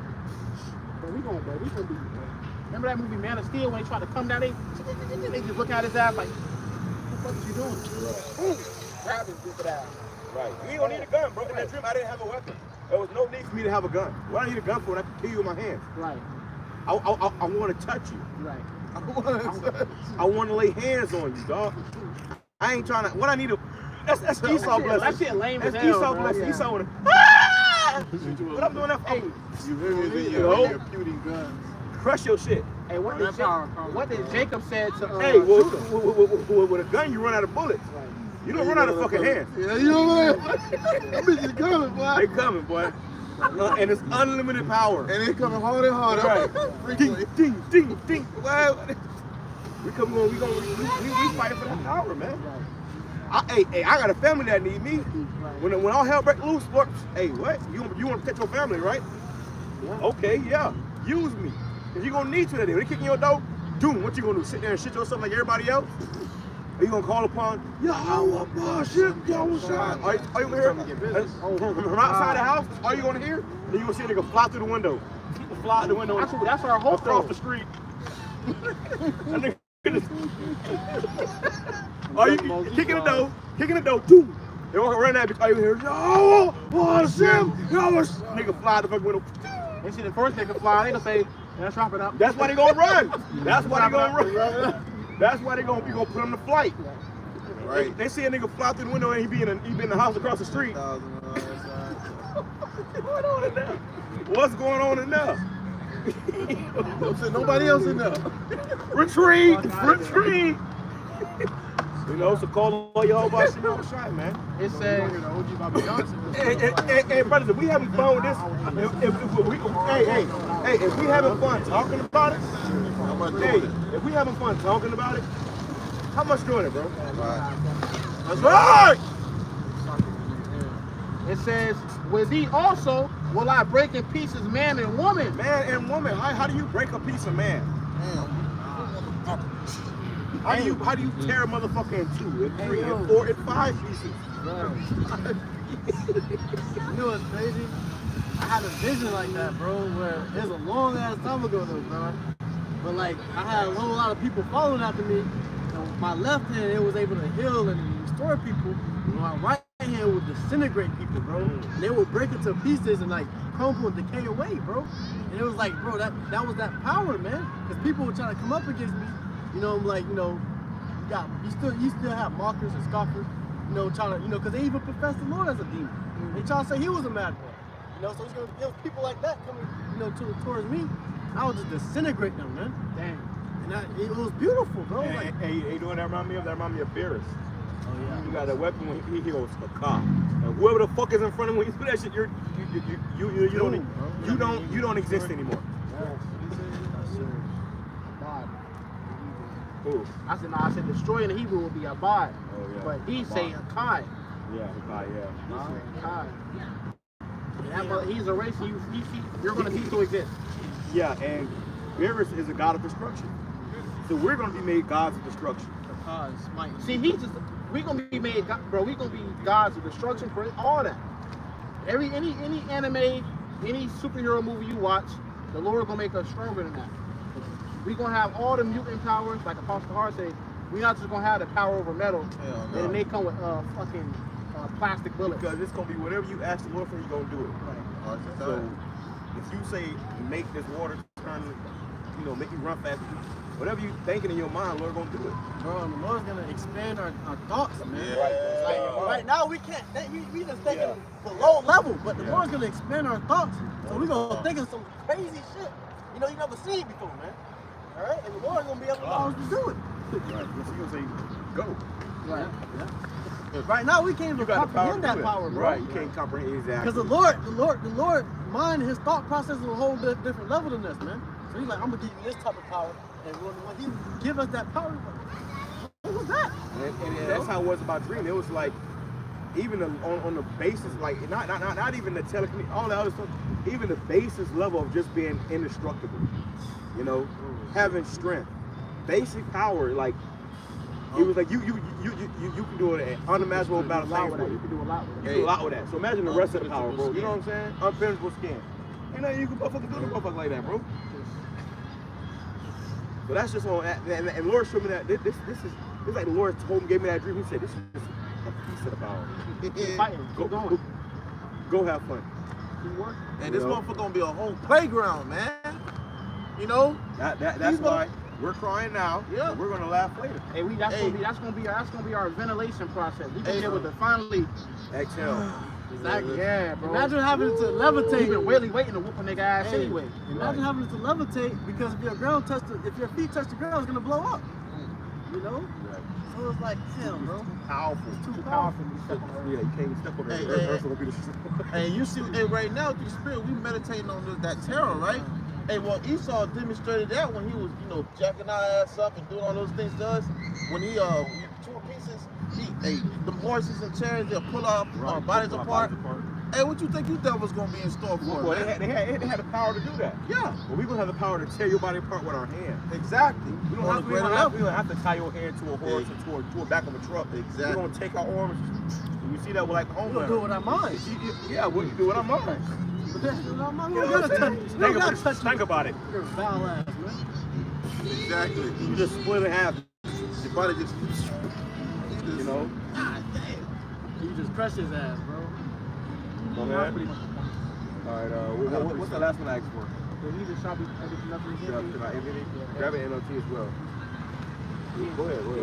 I got a precept right here, right quick. I'm about to grab it. This is Psalms chapter 137, verse 9. Happy shall he be. Shall he be, man. We gonna be ecstatic. Okay, to what? It says that take up and just dash thy little ones against the stones. Right. Take your children. Beat. You know what I'm saying? That's what he did to us. Right. And these devils, they would hang, you know, string Jake women up pregnant. They ain't play fair, bro. And then cut their belly open, baby fall out, they stuffing on the head. But we gonna do that to you, man. Hey, look. Okay. And it ain't just gotta be the babies, man. It could be you. It could be you. The brother said his dream he would smash motherfuckers into the wall. Ooh. Dash you into stone, to a Trying brick new wall. shit. That throw you into a brick wall. Face getting smashed into the concrete. You know, these people that, you know, if they ain't gonna be changed, their bodies are gonna be very feeble. These bodies are feeble. You know what I'm saying? No matter how many muscles you got, you're feeble. Okay? But the bodies we're gonna get, it's gonna be like fucking, it's gonna be like steel. You know, and impenetrable. So as you throw somebody's head into a rock, dash them into a stone, their shit gonna splatter around that stone. Like, damn, he died fast. I remember when Batman punched Superman in that armor set he had, and the fucking armor broke. He punched Superman, the armor broke, man. So he hit him with his car, and his car went around him. Yeah. He had to do you bleed? No, he didn't. He didn't bleed. See? We gonna be able, because true guys don't bleed. Right. True guys don't sweat. We ain't gonna break a sweat. We can fly around this bitch 1,000,000 times, ain't break a sweat. Look at that, they're on fucking clouds, bro. Look at the sun. They're the shape of Wi-Fi. The Wi-Fi fucking. That's how you know they're radiating your ass. Because the clouds are water. So whatever vibration, whatever, and this is just full. Whatever vibration they put on these clouds, it projects it. So how you see a Wi-Fi signal, the sky, the clouds is basically the shape of a Wi-Fi signal, but they're sending signals. And I show you this, it's coming towards us because they're attacking us. Right. Go ahead, that was it on that? What you got? Go ahead, bring it out, let's close out. What's the call? The envy the evil. This is the book of 2nd Ezra, chapter 16. Somebody grab it in the NLT as well. No, but I believe it's one in the scriptures say that they should Talking about the heathen shall envy thee? Yeah. That's an apocryphal. Nah, it's just the one about they should be in the league with the stones of the field. Oh, that's Job. Yeah, bring that out. Bring it out, though. You bring it out. This is 2nd Ezra 16 and verse 20. Because man, you see, when that power comes, they ain't gonna be able to do nothing. They ain't gonna be able to do nothing against them in the Lord, man. Oh, that's true. Yeah, that reminds me of a dream that I had. You know, it was me and she said it was me and my wife said it was me and her, not that I had, but she had. It was a dream my wife had, and she said we was in the wilderness, but she said that the Lord put us up somewhere on the outside. They're like a bunch of sticks, and it looked like basically a fort that the Lord had me build since I was building it. It's on the outside like a bunch of sticks, but on the inside it was really nice, and people could see, but they couldn't come in. You know. So that just, gave me the spirit like, damn, the Lord will really take care of us in that day. 2nd Ezra 2 and verse 28, verse 27, it says, be not weary, for when the day of trouble and heaviness cometh, others shall weep and be sorrowful, but thou shalt be merry and have abundance. Yeah, thou shalt be merry and have abundance, man. Okay? Everybody else will be weeping and sorrowful, but we can be merry and have abundance. We're going to have plenty. Okay, who got this in the NLT? That's bring it out again. Yeah, 2nd Ezra 2 and verse 27. Be not weary, for when the day of trouble and heaviness cometh, others shall weep and be sorrowful, but thou shalt be merry and have abundance. Which I want to touch on, that word abundance means more than enough. So we're gonna have more than what we need. The Lord gonna take, but we're gonna have more than what you have right now. Right. Shit, the Lord took care of some unfaithful niggas in the wilderness. How much more for us? That's going to be faithful. They ate every day in the wilderness. It says, my servant shall eat. Right. It says, the heathen shall envy thee, but they shall be able to do nothing against thee, saith the Lord. Right. So we can envy you, but you ain't going to be able to do nothing against you. Not going to be able to prevail. Right. And nothing they're going to be able to do, man. It's like they're going to try everything. They're going to have to. Don't go that way. Right. You know? Don't go that way. We're gonna have a whole section blocked out with us. Right. Come over here, we're gonna gash your ass to pieces. Okay? Remember that dream that one brother had? The Lord had him going around picking brothers up and taking them to a bunker? So, yeah. Semi-truck? But the Lord gonna have to work first. That's how it's gonna be, bro. There's gonna be light in the darkness. There's gonna be light in the darkness, man. And we want to be a part of that light. Right, We ain't trying to be out in the lane and left in the outer darkness the rest of the day. But that's all that's left. Everybody out here that's playing volleyball, throwing frisbees, you know, footballs, walking the dogs, they gonna be in that darkness, man. They gonna be fucking not knowing what's going on. All right? And there's gonna be light in that darkness. Yeah, bro. You want to see? That's why we gotta. Like, you want to be put up in that day, bro. We ain't trying to be out here fucking, you know, in the FEMA camp, which is not in the pair of pliers. Right. Going through it. But you may still be able to elect. They got jumper cables on your nipples. But because you may still be able to elect. Because you bullshit, the Lord got to bring you through that. Right. Like, he got to bring you through that, bro. You still got to be proven. Shit. Yeah. Second Ezra. Them cables be too much. They still let you shoot your ass. See that bitch going through it. And that's cool. And that's gonna be your you know. That's gonna be your testimony. That's gonna be the fire you gotta go through. That's gonna be the fire you gotta go through. You know what I'm saying? So we'd rather go through that fire now. We'd rather go through face the fire now, face that fire later. You gonna face the fire though. Everybody on earth comes to face some kind of fire. Ain't no getting around that fire. You have to be, because everybody gonna go into the kingdom. You know, whether you be a chosen one or a slave, we all gonna be in the kingdom. But everybody got to be purified first. Okay? Everybody can't just come up in here with all that damn dirt on you in the Lord's house, man. You know? So you're gonna be purified. You're gonna be purified on this side with the nukes, or you're gonna be purified right now with this truth, man. Go ahead. This book of 2nd Ezra chapter 2 and verse 28 in the GNT, it says, the other nations will be jealous of you, but they will not be able to harm you. They're gonna be jealous of you. They're gonna be like, how they got food? How they got water? And Esau's mind is to go away. All he been doing this whole time is taking. By the sword you shall, get. He get everything by his sword, by his blessing. So he gonna try to go in there and take some shit. He gonna lose his life. You know? So they gonna be jealous of you, but they ain't gonna be able to do nothing against you. Nobody's gonna be able to come against us. We have victory. I'll be oppressive. Yeah. I will protect you with my power and save your children from hell. He's gonna protect you with his power. So he's gonna use his power through you. I will protect you with my power. I'm gonna protect you with my power. So when they shoot at you, the Lord gonna use his power to stop it. He gonna put his power inside you so you can wield it. And what? And your children shall what? And protect your children from hell. And protect your children from hell, which is what? Death. Okay? Lord said, and brothers got children, man. Brothers got babies, infants. Lord said He gonna protect your children from death. Okay? You ain't gonna come here and do what the fuck you wanna do to nobody over here. Okay? What you talking about? Hey. You got plot on me if you want to. Lord. Go ahead. What else I got?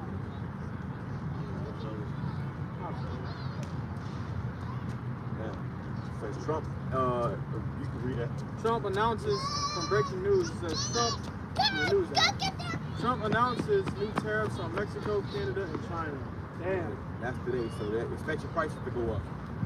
You know, Trump making enemies with people overseas, but also people under him and below him. Where he getting this shit from? Right. So this country, that's why he making enemies. You should hate the horror, man. This nation's gonna turn against America. And the end of this place is sooner than you can possibly imagine. He withdrew from WHO. Yeah. But that's it. Lord would just edify us to go to elect. I want to say shalom to the true believers. Shalom to the elect. Double honors to our teachers, the elders and apostles who taught us his truth and sincerity. Say teach to open the abroad. Shalom, call halal. Yahawah, BAHASHAM, YAHAWASHI, BAHASHAM, QADASH. Rock and thumb. Shalom. Shalom. Bible Ball.